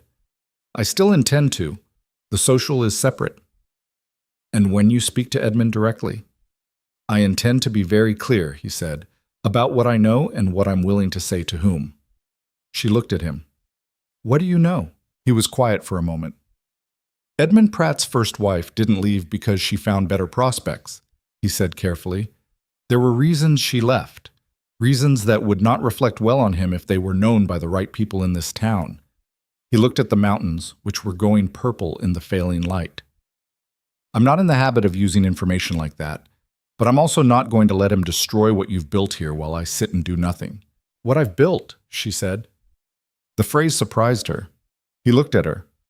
What we've built, he said with slight emphasis. Yes. She looked at the yard, the south garden where 3 things were growing, the barn with its repaired roof, the fence that held, the ranch that had a pulse again, a genuine functioning pulse, which it had not had when she arrived. All right, she said. He raised an eyebrow. All right, what? The Harvest Social, she said. I'll go. I'll speak to Ruth about the dress. She stood up from the chair because she'd been sitting for most of the day, and her back was starting to complain. And you'll speak to Edmund before then, privately, before you say anything publicly. Agreed, he said. And Silas? She looked at him. If it gets worse before the social, if the merchants, then it gets worse, he said. We've handled worse. She considered that. It was, she decided, true. She went inside to start supper, and he sat on the porch a while longer in the last of the light, in the way she'd come to recognize as how he sorted through things that mattered to him. The following 2 weeks carried the particular tension of a situation moving toward a point, the way weather carries itself before it breaks. Silas went to see Edmund on a Wednesday. He would not tell her exactly what was said, and she did not push past the account he gave her, which was that Edmund had listened and that the conversation had not been warm, but that Silas believed it had been heard. She noted that the specific pointed talk that Bess had reported to her seemed to ease somewhat in the days after, not stop, but quiet down to something below the threshold that reached her classroom. Whether that was Edmund's doing or the natural cycle of gossip finding new subjects, she couldn't say. McHenry carried Silas's account through to the end of the month, and then through to the next month, which told her something had shifted there too, though she didn't ask how. Reeves at the feed supply was cooler than he had been, but not closed. She taught. She rode the Benson Road morning and evening. She helped fix what needed fixing when she was at the ranch and taught what needed teaching when she was at the school. And she watched the edges of the territory's social world with the attention of someone who knew the terrain was unstable under her feet. It was Bess's mother who brought the news about the harvest social to her classroom, not Bess. She appeared one afternoon after the children had gone home. A woman in her 30s named Ada Fowler, who had the look of someone who'd argued with herself about coming and was not entirely sure she'd come to the right conclusion. "Mrs. Fowler," Clara said. "Miss Whitmore." Ada stood in the doorway. "I owe you an apology for what Bess repeated to you. I didn't intend. I should have been more careful what I said in front of her." "She meant well," Clara said. "She was worried about telling me something I needed to hear." Ada looked at the floor. "I believed Edmund Pratt," she said. "I didn't. I shouldn't have, without knowing your side. My husband said as much when I told him." "What changed your mind?" Clara asked. Not accusingly. She genuinely wanted to know. Ada looked up. "Hartwell," she said. "He told me what he found when you brought him out to the ranch. He said in 30 years of medicine he'd rarely seen anyone, a woman on her own, 3 weeks into a strange place, do what you did without complaint and without asking for anything." She paused. "He said Silas Boone would be dead if you hadn't come." Clara was quiet for a moment. "Hartwell doesn't talk easily," Ada said. "He doesn't talk about his patients at all, mostly. He made an exception." She looked at her hands. "I wanted you to know, and I wanted you to know that Margaret Hargrove has been telling people you're not coming to the social, that you'll stay away because you know you're not welcome." Clara looked at her. "Silas Boone told my husband you're both attending," Ada said. There was something in her voice now, a careful restraint over what might have been anticipation. "So I thought you should know what's being said about it." "Thank you," Clara said, "for coming." Ada nodded. She started to leave, then turned back. "Bess does well," she said. "In your class. Better than she did last year." She seemed to need to say it. "She talks about you at supper." After Ada left, Clara sat at her desk in the empty schoolroom. The afternoon light came through the windows at a low angle and caught the dust motes in the air and made them luminous for a moment before the light shifted and they disappeared. The schoolroom smelled of chalk and the particular drywood smell of a building that holds the day's heat after the day is done. She thought about Margaret Hargrove telling people she wouldn't come. She thought about the specific strategic intelligence of it. Not a prediction, but a suggestion. The kind of statement that creates the reality it names if the named person does nothing. If she didn't attend, it would mean Margaret Hargrove was right, and that the situation was as defined by the people doing the defining. If she did attend, she was walking into a room full of people who had spent weeks deciding who she was. Neither option was good. She picked up her coat and her bag and walked out of the schoolhouse into the October afternoon, which had finally started to carry real autumn in it. A coolness off the mountains that felt like a relief after the long summer's heat. The harvest social was in 10 days. She found Silas in the barn when she got back, working on a bridle that had needed attention for weeks. He looked up when she came in. "Ada Fowler came to see me today," she said. He kept his hands on the bridle but gave her his full attention, which was how he listened. Not looking away from the work, but completely present. She told him what Ada had said. He heard it all without interrupting. When she finished, he went back to the bridle for a moment. "Are you worried about the social?" he asked. "Yes," she said. "I won't pretend I'm not." "So am I," he said. It surprised her. He said it plainly, without deflecting it into something else. "I haven't been in a room full of people in 2 years. I wasn't good at it even before." He turned the bridle in his hands. "But I've been thinking about what you said. Back at the beginning. When you first got here, and I told you to leave." "You told me to leave several times," she said. "The first time," he said. "You said your situation was that you came all this way to marry a man who changed his mind, and you had $22, and you needed somewhere to be useful." He looked up at her. "I've been thinking about what it cost you to say that, to a stranger, in a room that smelled the way that room smelled." She didn't say anything. "You didn't ask me to feel sorry for you," he said. "You asked me to be practical." He set the bridle aside. "That's what the social is, practical. We walk in there and we let them look at us, and they see what's actually in front of them instead of what Edmund Pratt told them was there." She looked at him in the barn light, which was low and warm and smelled of hay and horses. He was not a man who made speeches. When he talked to her that evening on the porch, "I want you to stay," said as plainly as a fact about weather, it had cost him something. This was the same quality of plainness. "Ruth has a green dress," she said. "She offered it when I went last week." The corner of his mouth moved. It's appropriate," she said. "Don't ask me to describe it." "I wasn't going to describe it," he said, with a dignity that made her want to laugh, and she didn't, quite. She went to the storeroom. She sat on the edge of the cot under Eleanor's quilt for a few minutes before she got up to help with supper. Outside the small window, the sky was going the color it went in October. A deeper blue than summer, more considered, the kind of blue that knows something is ending. 10 days. Then a room full of people who had already decided. She had walked into rooms that had already decided before. She was still here. She got up and went to the kitchen. The morning of the harvest social, Clara woke before the light came. She lay on Eleanor's cot under Eleanor's quilt and listened to the particular silence of the ranch at that hour. The horses shifting in the barn, a coyote somewhere distant going quiet, the dry grass sound of a wind coming down off the mountains. It was the kind of silence that asked questions, and the questions it was asking this particular morning were not comfortable ones. She got up anyway. She had found, over the course of her life, that lying still with uncomfortable questions was considerably worse than getting up and moving through them. She built the fire in the kitchen stove and made coffee and stood at the window with the cup in both hands while the sky went from black to deep gray to the tentative pale of early morning. The green dress Ruth had lent her was hanging on the back of the storeroom door. She'd looked at it last night with the critical eye of someone trying to assess what a room full of people would see, and she had concluded that it was fine. Good fabric, modest cut, the kind of dress that said nothing wrong without saying anything remarkable either.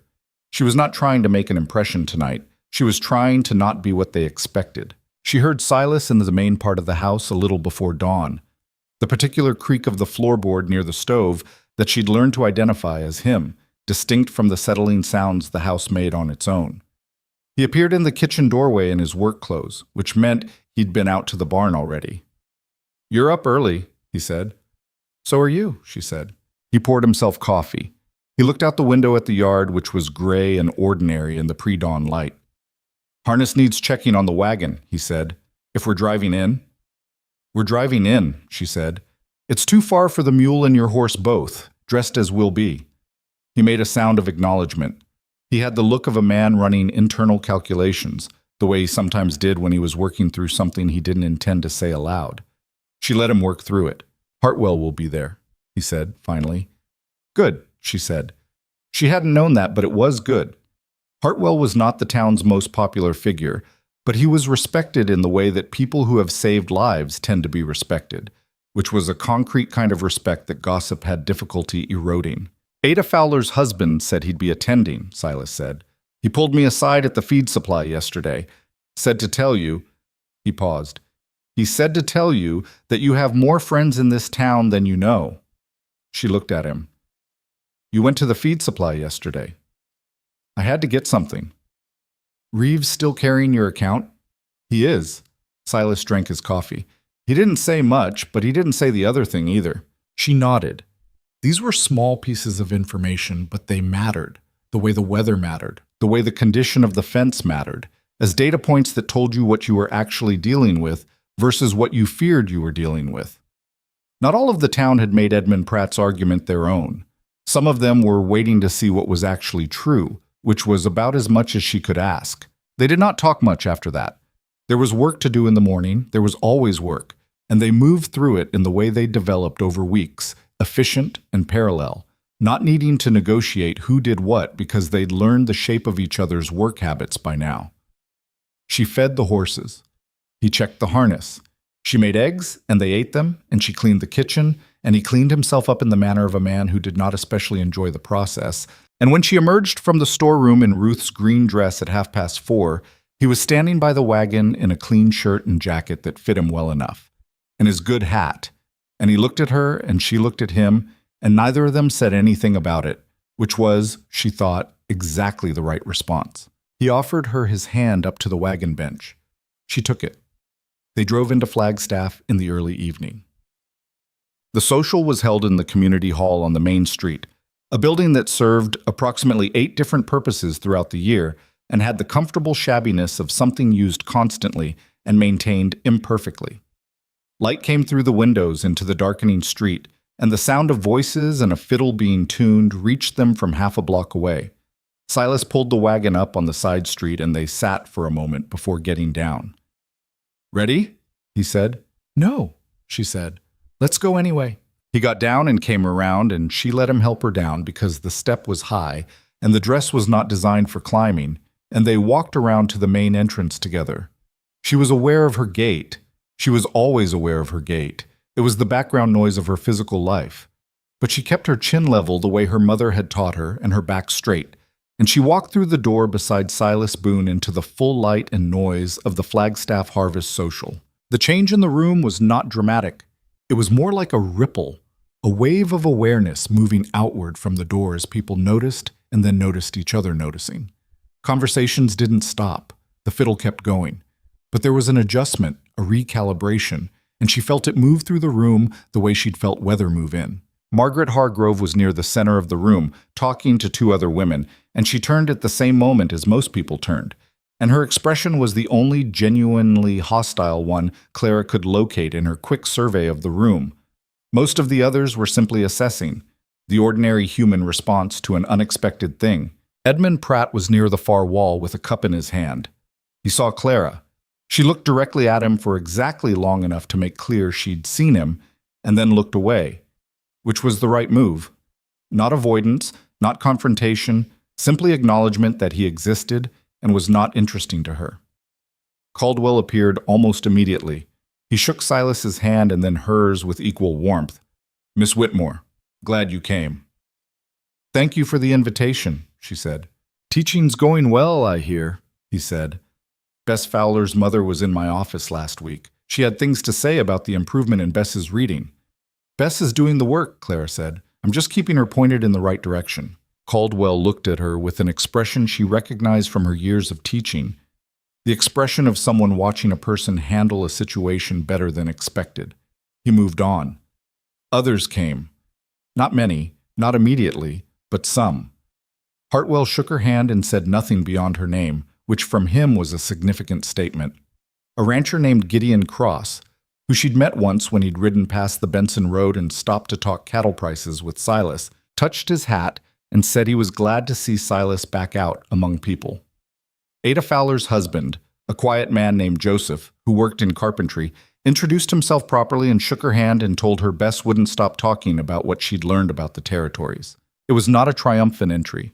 People did not rush forward to embrace her. There were people across the room who looked and looked away and did not approach. There were conversations she walked near that closed themselves off politely, the way conversations do when they contain things they don't want the approaching person to hear.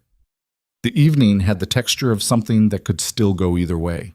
She was talking with Ada and a woman named Frances, who taught piano on the north end of town and had come to introduce herself with the forthright energy of someone who had wanted to do so for a while.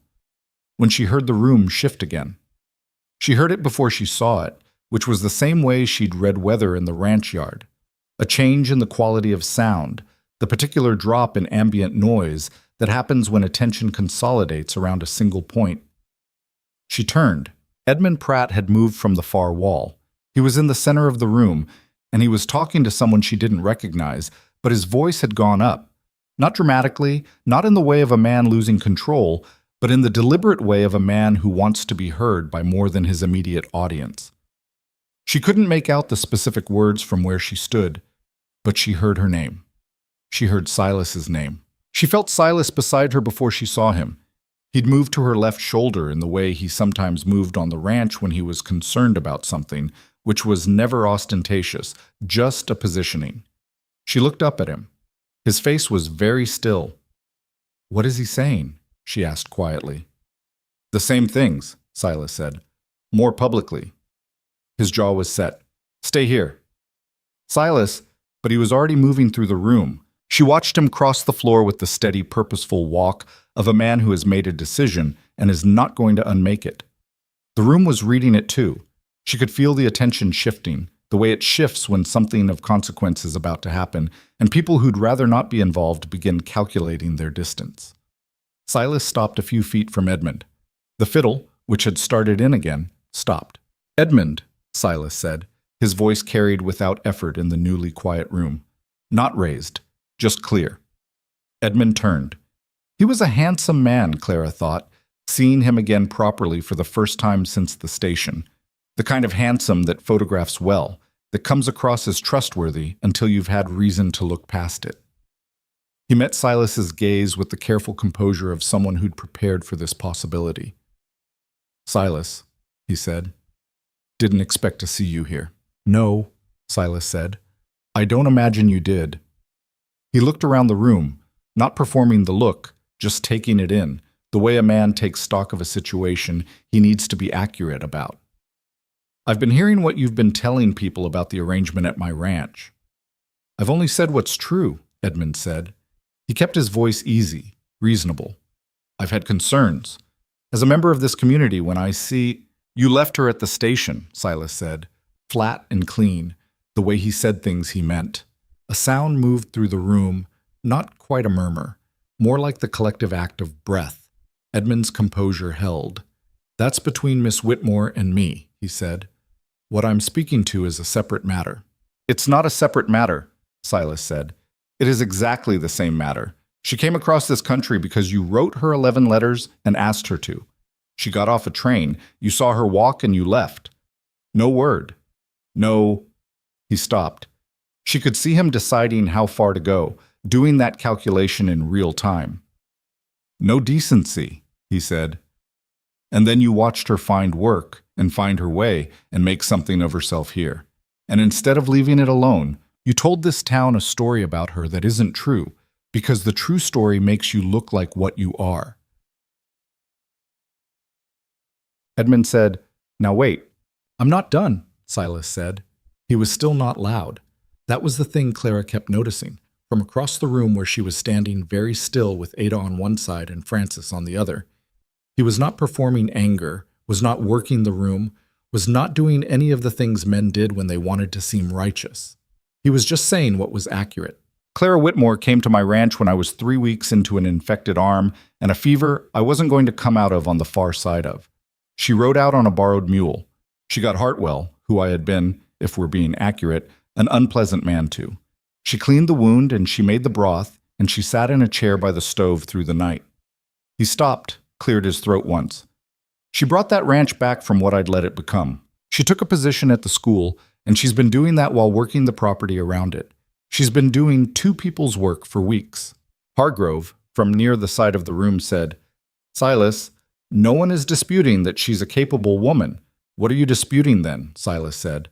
He looked at Hargrove with the steady look of a man who is not afraid of the answer and needs it said out loud. "Say it plainly. You've been saying it in private. Say it here." Hargrove's composure flickered.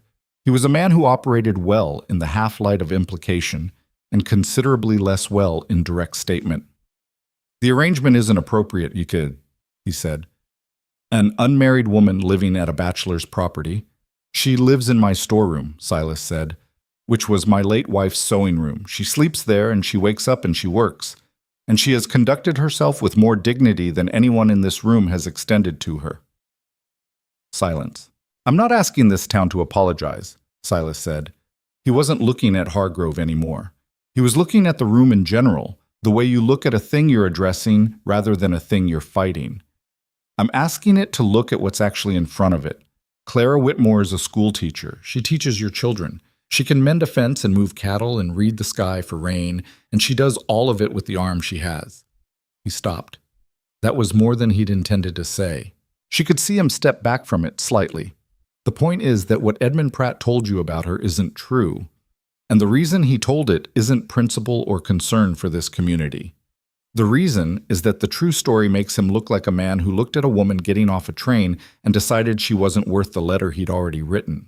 Edmund said, "That is not—" and stopped. Because the room had turned to look at him. It was a small shift, and it was enormous.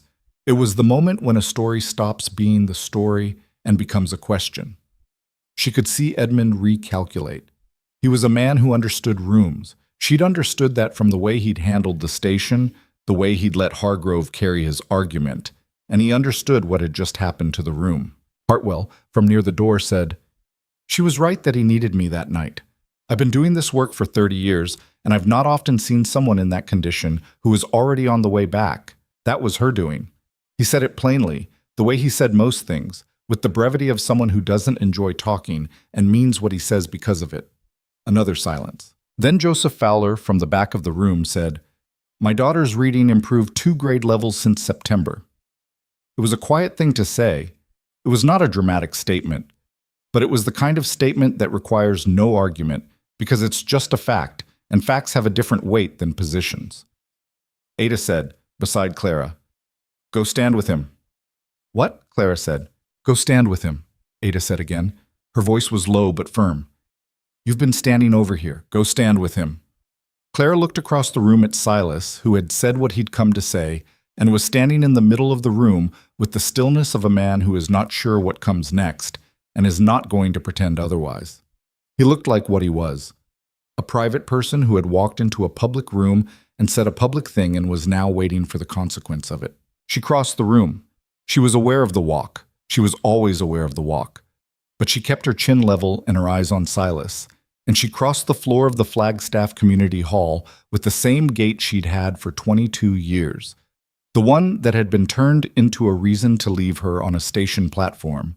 And she came and stood beside Silas, and she looked at Edmund Pratt. Edmund Pratt looked back at her. Something moved across his face. Not guilt, she didn't think, or not primarily. More like the specific discomfort of a man who has constructed a version of events and is now standing in front of the person that version was built around, and finding that the person is more solid than the version. "I hope you find what you're looking for, Edmund," she said. She said it without heat. She meant it, more or less. She did not hate him. She had discovered over the past weeks that she was too busy to hate him, which was perhaps the most useful thing the ranch had given her. Edmund looked at her for another moment. Then he set down his cup on the nearest table, and he walked to the door, and he left. The room breathed. Margaret Hargrove made a sound of indignation from her position near the center and looked at her husband, who looked at his boots. Hargrove had the expression of a man reassessing a position he'd committed to more publicly than was comfortable. Caldwell appeared at Clara's elbow. "Miss Whitmore," he said. "The school board had a brief discussion this week." He paused. "The members who had initial reservations about your appointment have reconsidered." She looked at him. "What changed their minds?" "Bess Fowler's reading," he said, with a slight smile. "And Hartwell. And 7 other parents who came to the board meeting without being invited and said things that needed to be heard." He inclined his head. "Your position is secure." She said thank you and meant it for more than the position. Someone started the fiddle again. Not immediately. There was a moment where the room resettled itself, like furniture after a house shifts, everything finding its new position. But then the fiddle came back, and voices came back, and Ada appeared with 2 cups and handed one to Clara and one to Silas without asking whether they wanted them. "You're both terrible at social events," Ada said pleasantly. "You should practice." Silas looked at her. "I've been told," he said, which was Clara's phrase, and she heard it, and the corner of her mouth moved. Frances, the piano teacher, came and found Clara and resumed the conversation Edmund's voice had interrupted, as if it had simply paused. A rancher named Dell, who Clara knew only by sight, introduced himself to Silas and said something about the cattle market. Hartwell stood in a corner drinking his cup and watching the room with the air of someone who has said what he came to say and considers his evening's work complete. Not everyone came forward. There were people who stayed in their corners, and there were people who would go home tonight and still not be sure what to think, and there were people who would always believe the simpler version of things because the simpler version was easier. That was true everywhere. It was going to be true here. But the room had looked, and what it had seen was 2 people standing side by side in the middle of it, not performing anything, just present. That was something. Jeet. They drove back on the Benson Road in the dark, the same road they'd been on hundreds of times, but which felt different in the night after a thing like that. Quieter, more expansive, the mountains a solid black shape against the stars. She was tired in a way that went past the body, the kind of tired that comes after sustained attention, after reading a room for hours while also trying to exist in it without diminishing. She held her coat closed against the night air and let the motion of the wagon work on her shoulders. Silas drove without speaking for a while. "Caldwell said your position is secure," he said eventually. "He did." "Good. More road." The mule, she had brought it in for the return, tied behind the wagon, plodded along without complaint. "What you said," she said. "In there." He was quiet. "You didn't have to say all of it," she said. "The part about the arm, about sitting in the chair. You didn't have to give them that." "No," he said. "I wanted to." She looked at his profile in the dark. He had the look of a man who has done a thing he'd prepared for and is now on the other side of it, not sure yet what to make of the other side. The hat, the jacket, the good shirt. He looked uncomfortable in them, in the way he always did with things that weren't work clothes, and yet he'd put them on and driven into town and said what he'd said in a room full of people who'd spent weeks deciding who both of them were. "It was the truth," he said. "I'm not in the habit of letting true things go unsaid while false things get said in their place." "I know," she said. "I know you're not." The road curved and the lights of town were behind them fully now, and ahead was the open dark of the territory, and somewhere in it the ranch, which was waiting the way it always waited, with the patience of a place that has learned to outlast things. "Edmund won't stay," Silas said, "in Flagstaff." "I don't think he will." "What makes you say that?" "Because men like that need a version of things," he said, "and this town just stopped carrying his version." He paused. "He'll find somewhere the version hasn't caught up with him yet." She thought about that. It didn't make her feel triumphant, exactly. More like finished. The way a fence feels finished. Not beautiful, not permanent in any absolute sense, but done and holding. "Are you all right?" Silas asked. She considered the question. Her left leg was aching from the hours of standing, which it did when she'd been on her feet too long without the option to shift her weight the way she could when she was working. Her back was tense. She was tired in every layer. "Yes," she said. "Are you?" He was quiet a moment. "I kept thinking about Eleanor," he said. "In there. She would have—" He stopped. "She liked those kinds of things, socials. She was good at them, the talking and the moving around. I was never—" He shook his head slightly. "I kept thinking about what she would have said about tonight." Clara waited. "I think she would have said I took too long," he said. "Getting there, getting to the point of saying it." "You said it when it mattered," Clara said. "That's enough." He glanced at her sideways in the dark. "You're easy to defend," he said. "That's not a small thing. Some people are difficult to defend because what you're defending is complicated. What you are isn't complicated." She turned and looked at him. "What am I?" He thought about it. She could see him actually thinking about it, which was one of the things she'd come to appreciate about him. He didn't reach for the first answer, he reached for the accurate one. "Honest," he said, "and capable, and the kind of stubborn that doesn't make noise about itself." He looked back at the road. "Hard to argue with." She looked at the road ahead of them, at the reach of the lantern light into the dark. "Silas," she said. "Yes. Thank you, for tonight, for all of it, the social and what you said, and—" She stopped because the list was longer than she could make efficient right now, and she was too tired for efficient. "All of it." He was quiet for a moment. "You thanked me at the beginning," he said. "When I said you could use the storeroom, you said thank you, and you meant it." He paused. "Nobody thanked me for anything in about 2 years before that. I'd forgotten what it sounded like." She did not say anything to that, because it wasn't the kind of thing that needed a response. She let it be what it was, true, and said, and settling into the air between them without needing to be anything more. The wagon rolled on. The stars were extraordinary, as they always were out here, indifferent and enormous, and somehow company anyway. The ranch came up ahead in the dark, the low roof line visible first, then the bulk of the barn, then the dim shape of the corral where the horses stood in the night, heads up, watching the wagon come in. She got down from the wagon before he could come around to help, because her leg had stiffened badly and she needed to manage it herself, the way she always had. She landed without grace and stood a moment getting her weight settled. He unhitched the horse. She took the mule to the barn. They did these things in the practiced parallel way of people who have worked alongside each other long enough to stop negotiating the steps. She was at the storeroom door when he said her name. She turned. He was standing by the barn, the horse's lead in his hand, looking at her across the yard in the dark. "I'm glad you didn't go back," he said. "When you had the $22, I'm glad you came down the road instead." She stood in the doorway and looked at him, this difficult, private, mending man in his good hat, who had stood up in a room full of people and said the true thing without embellishment, who had learned to leave a door open so she could manage her own step down, who still talked to his late wife in the way that people keep talking to those they can't stop talking to. "So am I," she said. She went inside. Through the small window, she could hear him in the barn, moving with the unhurried competence of someone who knows exactly what needs doing and does it. The horses settled. The night went quiet. She sat on the edge of the cot and took off her shoes and looked at the room she'd been sleeping in for months now.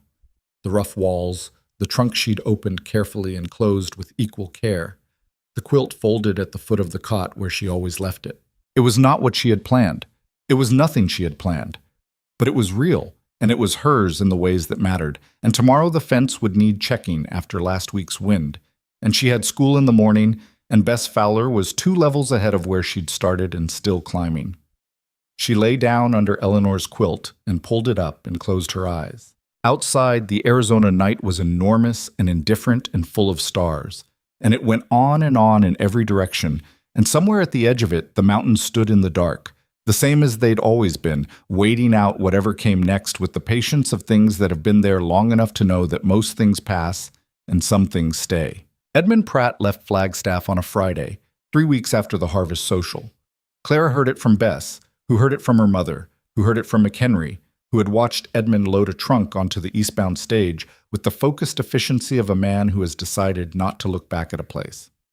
No announcement. No farewell.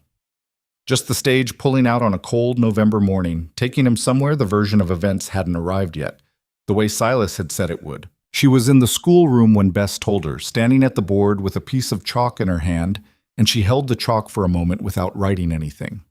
"Are you glad?" Bess asked. She was watching Clara with the direct assessment that Clara had come to expect from her and had never stopped appreciating. "I don't know," Clara said honestly. "I think I mostly feel like something finished." Bess considered this. "Like when you finish a book," she said. "Even a bad one. You still feel it when it ends." "Yes," Clara said. "Exactly like that." She turned back to the board. "Get your slate out." She rode back to the ranch that afternoon on the mule, which had developed a considered opinion about the Benson Road over the months, not hostile to it, but familiar with it in the way of something that knows every rut and has an established relationship with each one. The air had the cold clarity of November in the high desert, the mountains to the north sheeted in a thin early snow that hadn't reached the valley yet. Everything smelled of pine and dry earth and something on the edge of winter. She was thinking about what Bess had said, like finishing a book, even a bad one. She thought that was more accurate than anything she'd have come up with herself, which happens sometimes with children. They said the true thing without bothering to dress it up in the language adults use to make uncomfortable truths more digestible. She had spent months being angry at Edmund Pratt, in the careful, contained way she was angry at things. Not loudly, not openly, but as a low, steady pressure that she managed around the way you manage around a bad knee. The anger had been fair. She didn't reproach herself for it. What he'd done at the station and what he'd done after were both worth being angry about, and she had been. And now he was on a stage heading east, and the anger was still there, but it had lost its object. And without an object, anger tends to just become weight. And she was tired of carrying weight that didn't belong to her. She let it go somewhere on the 2nd mile of the Benson Road.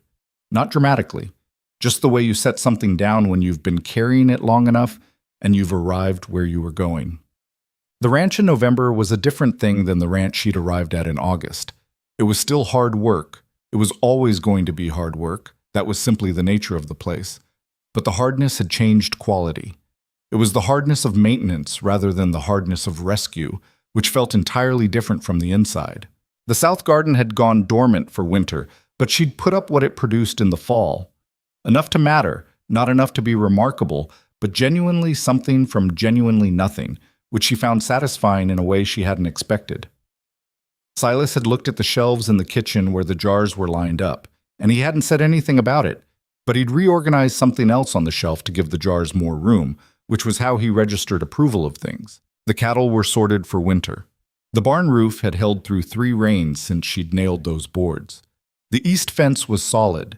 The anxious horse, whose name she had eventually learned was Scout, and who was anxious not about strangers but specifically about the sound of metal on metal near his head, which was useful information, had become manageable enough that she could work around him without incident, provided she remembered the rule about the metal. She taught school Monday through Friday and rode the Benson Road at both ends of the day and did what needed doing at the ranch in the hours between. And her hands were permanently rough and her back ached most evenings, and she had gradually understood, the most satisfied she had been in years. That understanding had arrived not as a revelation, but as a quiet accumulating fact, the kind you notice only when you look back and realize it's been true for a while. Silas was different too. She'd been watching the change for weeks, the way you watch weather, not staring at it, just tracking it peripherally, noting when things shifted. He came to town more often, for one thing, not socially, not in the harvest social sense, but practically, present in the commerce of the town in a way he hadn't been when she arrived. He talked to the other ranchers more. He had a sustained conversation with Reeves at the feed supply that went on long enough that she'd come out of McHenry's and found him still at it. The two of them deep in something about winter feed prices, and she'd waited by the mule without interrupting because the conversation had the particular texture of men relearning the habit of each other. He laughed occasionally. Not often. He was not a man who laughed easily, and the laugh when it came was low and brief, not the kind that fills a room. But it was there, and it had not been there in August, or if it had been, she hadn't heard it.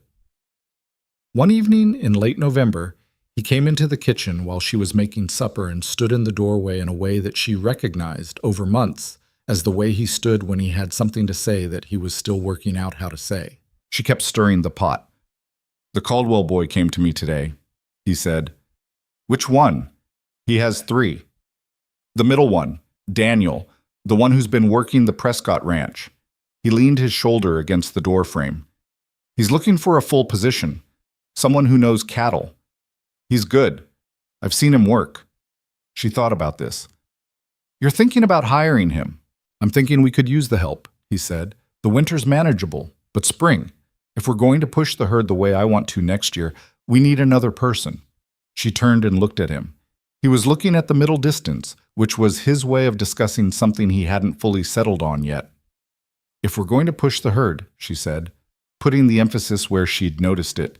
He looked at her. "Yes," he said. "If we are." She turned back to the stove. She could feel him still in the doorway, still working through whatever he was working through. "Clara," he said. "I'm not good at saying things directly," he said. "You know that." "You were pretty direct at the Harvest Social," she said. "That was different. That was about facts. This is..." He stopped. "This is harder than facts." She set down the spoon and turned around fully and looked at him standing in the doorway, this tall, difficult private man with his arms folded and his expression the specific combination of determined and uncomfortable that she had come to think of as his version of courage. "Then take your time," she said. "I'm not going anywhere." He looked at her steadily. "That's what I'm trying to say," he said. "I'd like that to be true for reasons other than the practical ones. I'd like..." He stopped. He started again. "When Eleanor died, I decided I was done. Not with the ranch. With everything else. With the part of things that requires you to be in the world with another person." He looked at his hands. "I was not a perfect husband. I was gone too much. I didn't say enough of what I should have said. By the time I understood what I'd had, I was in Tucson, and she was..." He stopped. The sentence closed itself. She waited. "I'm not trying to make her into something simple by saying this," he said. "She wasn't simple. What we had wasn't simple. I'm telling you where I've been, so you understand where I'm standing when I say what I'm trying to say." "I understand," she said. He looked up at her. "You came down the road," he said, "on a borrowed mule, to a dying man's property. You came in and you didn't make it sentimental and you didn't make it dramatic. You just started doing what needed doing, and you've been doing that ever since." He paused. "I've been thinking for a while about what kind of person does that, Not what it says about their situation. I know your situation. What it says about them, who they actually are. She looked at him and did not say anything because she could feel that he wasn't finished. I don't want you to stay because you need somewhere to be, he said. I want you to stay because… He stopped. Because I can't think about this place without thinking about you in it. And I've tried. A few times. Just to see if I could. And I can't. The kitchen was quiet. The stove made its small sounds.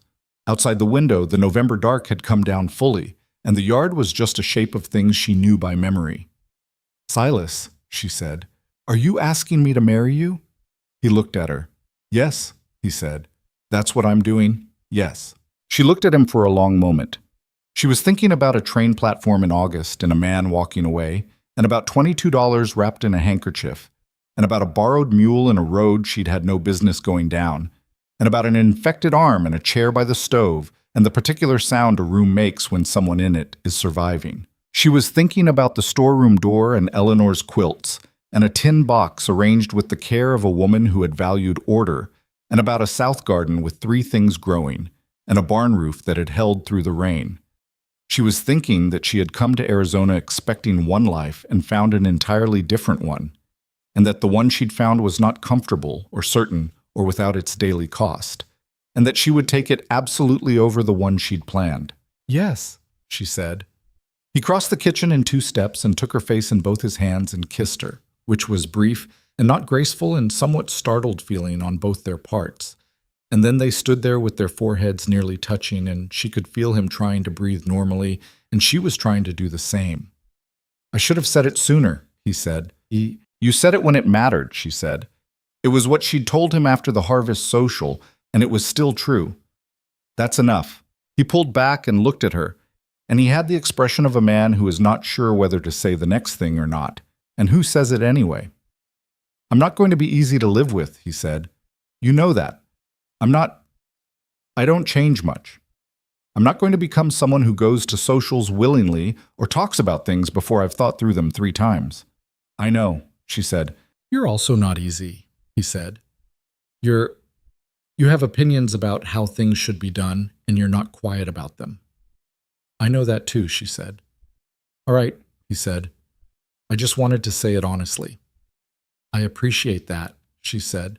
She turned back to the stove because the pot was about to go wrong, and he went back to the doorway because he was better in doorways than in the middle of rooms when he'd just said something significant, and they went back to the separate tasks of the evening with the new weight of the things settled between them. Not light, not simple, just real.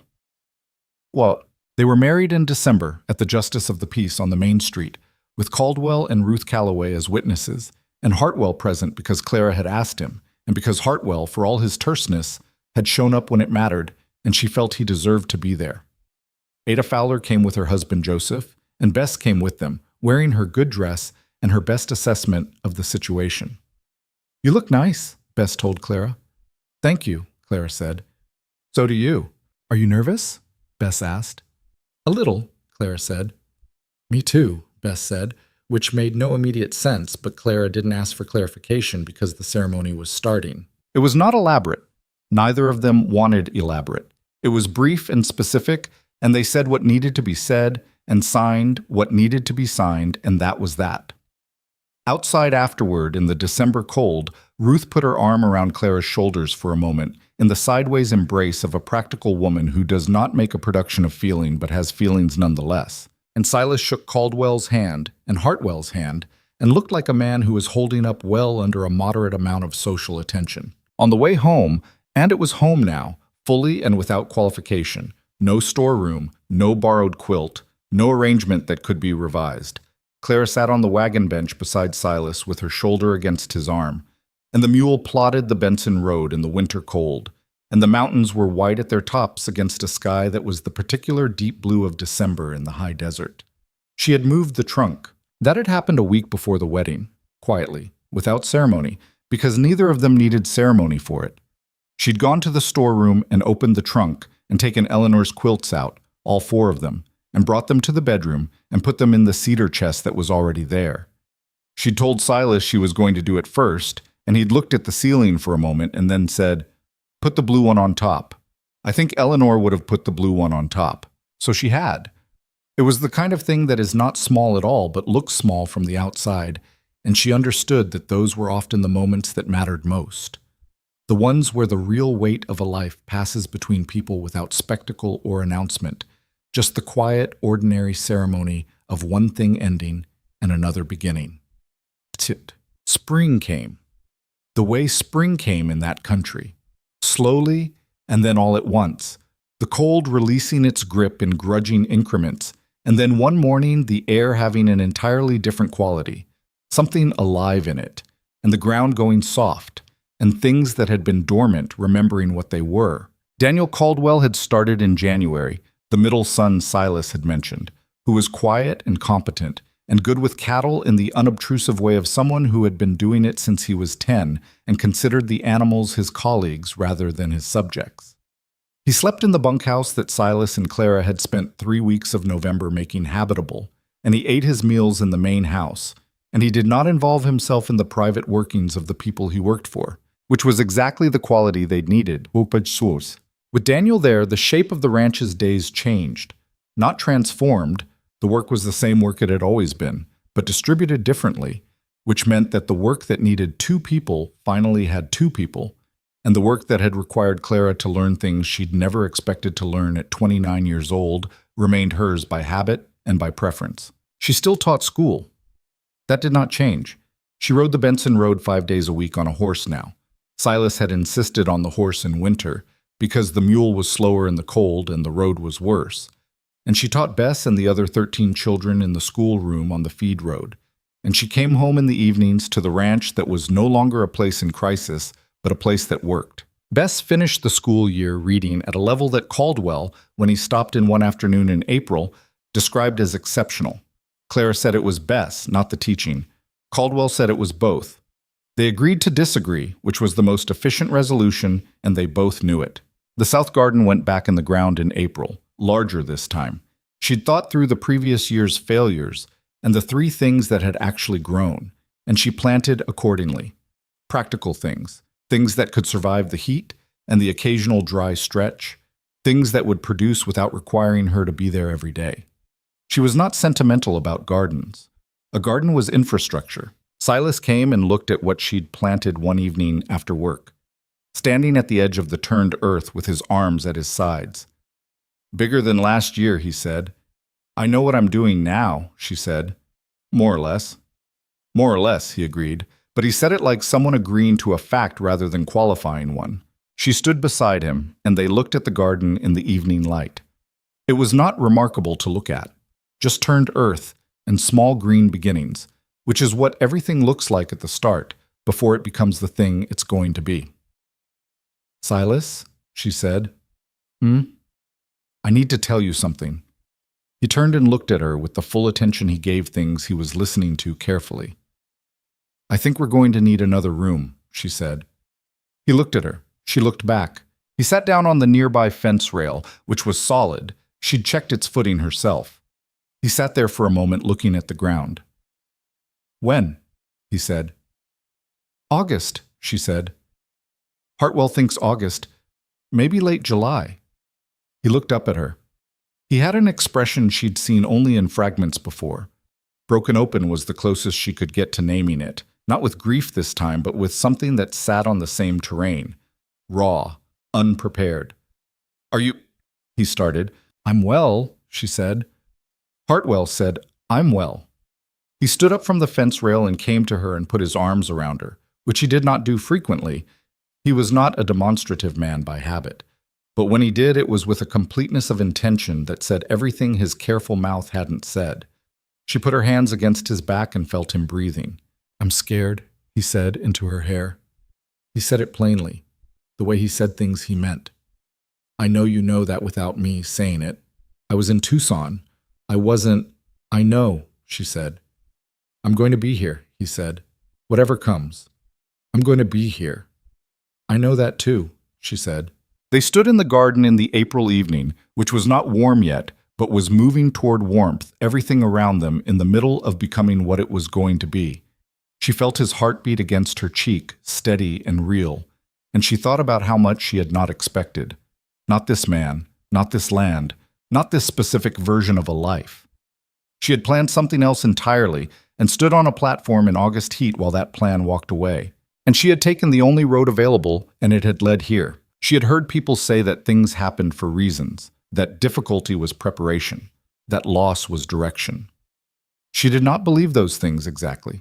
She thought difficulty was just difficulty, and loss was loss, and that what people actually meant when they said those things was that they'd found something worth having after something worth mourning, and the proximity of the two made them feel connected. She thought the more honest thing was this, that a person makes choices inside conditions they didn't choose, and the choices are what matter, and the conditions are just the material you're working with.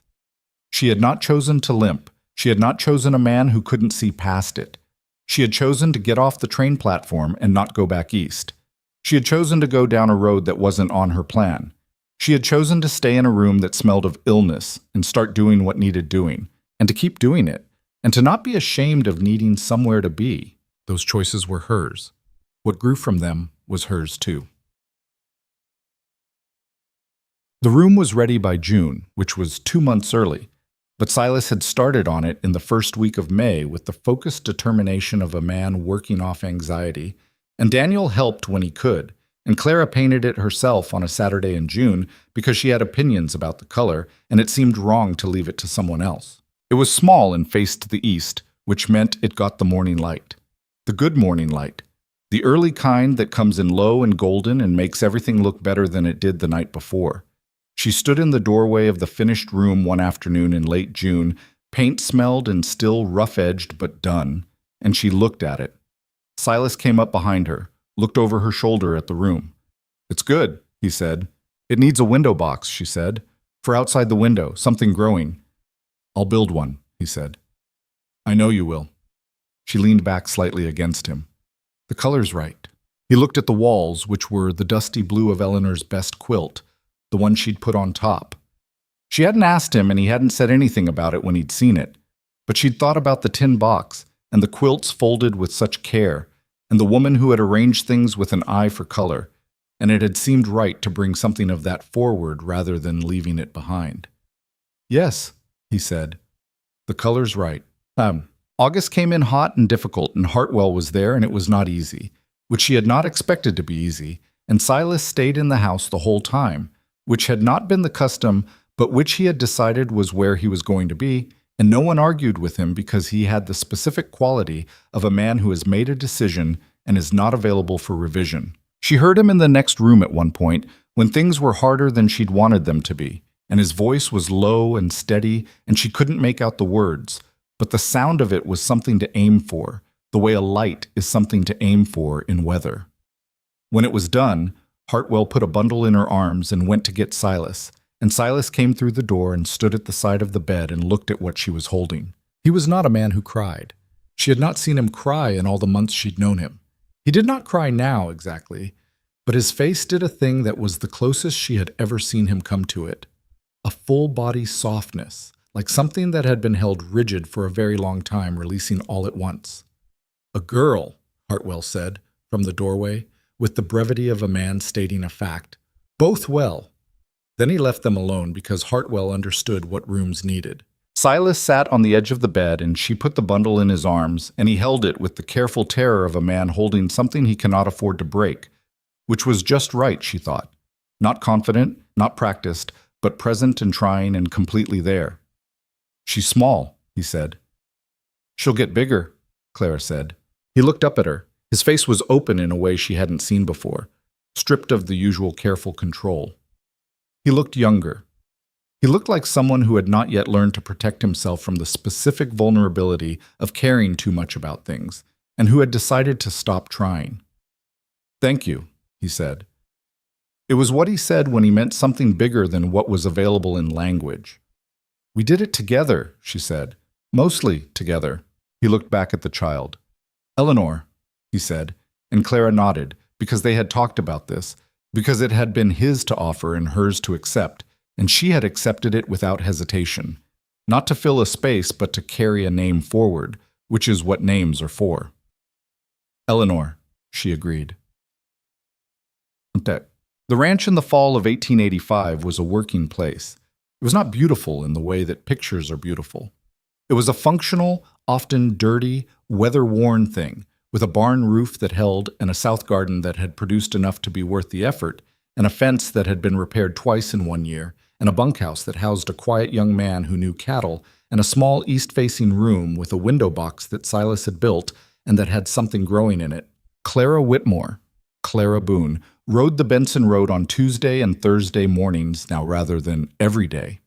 And on those days, Ruth Calloway came out and sat with the baby, which Ruth did in the manner of someone doing a practical favor, but who stayed an hour past when the practical need had been met, which Clara understood without requiring anyone to say it out loud. She was 30 years old, her hands were permanently rough, and she had learned things about cattle and horses and fence posts that she had not known existed 18 months ago. And she had a classroom of 14 children who were doing better than they'd been doing before she arrived. And she had a husband who was not easy to live with and who she was also not easy to live with, and they navigated that the way you navigate everything in a place like this. Imperfectly, with sustained effort, with the occasional collision, and without quitting. She thought sometimes about the woman who had stood on the train platform in August heat with $22 and no plan. She thought about what that woman had believed about herself, that she was the kind of person who got left, that her worth was a question other people answered, that belonging was something that happened to you if you were lucky rather than something you built with your hands. She understood now that belonging is not given. She had never been given a thing worth having. Everything of value in her life she had arrived at by moving toward it when it would have been easier to stay still, by doing the work when no one was going to make it comfortable, by being the kind of stubborn that doesn't make noise about itself. She had a limp, and she always would, and there were days the left leg ached badly enough that it changed what she could manage, and she had learned to plan around it without constructing her life around it, which was a distinction she had worked hard to maintain. She was not her limp. She was not Edmund Pratt's assessment of her limp. She was not anyone's assessment of anything. She was a woman who had chosen to go down a road that wasn't on her plan, and who had found, at the end of it, not the life she'd intended, but the life she'd built, which was harder and more real and entirely hers. One evening in October, she sat on the porch in the cooling air with the baby in her arms, and Silas in the other chair, and they watched the last of the light go off the mountains the way they sometimes did. Not saying much, just present, which was its own kind of conversation. The territory spread out before them in every direction, rough and enormous, and indifferent to their particular story, which was fine. She had never needed the world to know her story. She had needed to live it. "You're thinking," Silas said. "I'm always thinking," she said. "What about?" She looked at the mountains going dark at their edges, the snow line coming down slowly as the season changed. She thought about what to say and decided on the true thing, which was what she'd been working toward her whole life without knowing it had a name. "About how I almost went back," she said, "when I had the $22. I almost went back to Miriam's house in Missouri and slept on a cot and tried to figure out what came next from there." Silas was quiet. "I'm glad I didn't," she said. "I know that's obvious, but I want to say it out loud sometimes, so it doesn't just stay inside where I'm the only one who knows it." She looked over at him. "I'm glad I went down the road." He looked back at her. He had the expression that sometimes came to him when she said something he hadn't expected to affect him, and it did.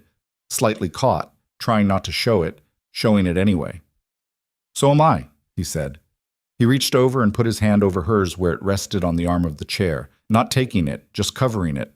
"Every day." The baby made a small sound between them, the sound of someone new to the world registering something. The cold air, maybe, or the light going, or the voices of the people who were going to be responsible for her, which is its own kind of weight and its own kind of gift. Clara looked down at her. Eleanor, who would grow up on this land, who would learn the Benson Road and the anxious horse's particular fear and the way the sky looked when rain was 2 days out, who would have the desert in her in the way that people carry the places where they came awakened to themselves. She would have things to struggle against, that was certain. The world did not become simple because you found your place in it. It just became navigable, which was enough. The mountains held their dark shapes against a sky going deep and star-scattered, and the land went quiet the way it went quiet at this hour. And Clara Boone sat on the porch of the ranch she had built from a ruin and held her daughter in the cooling October air, And she was not happy in the way of stories where happy means the absence of difficulty.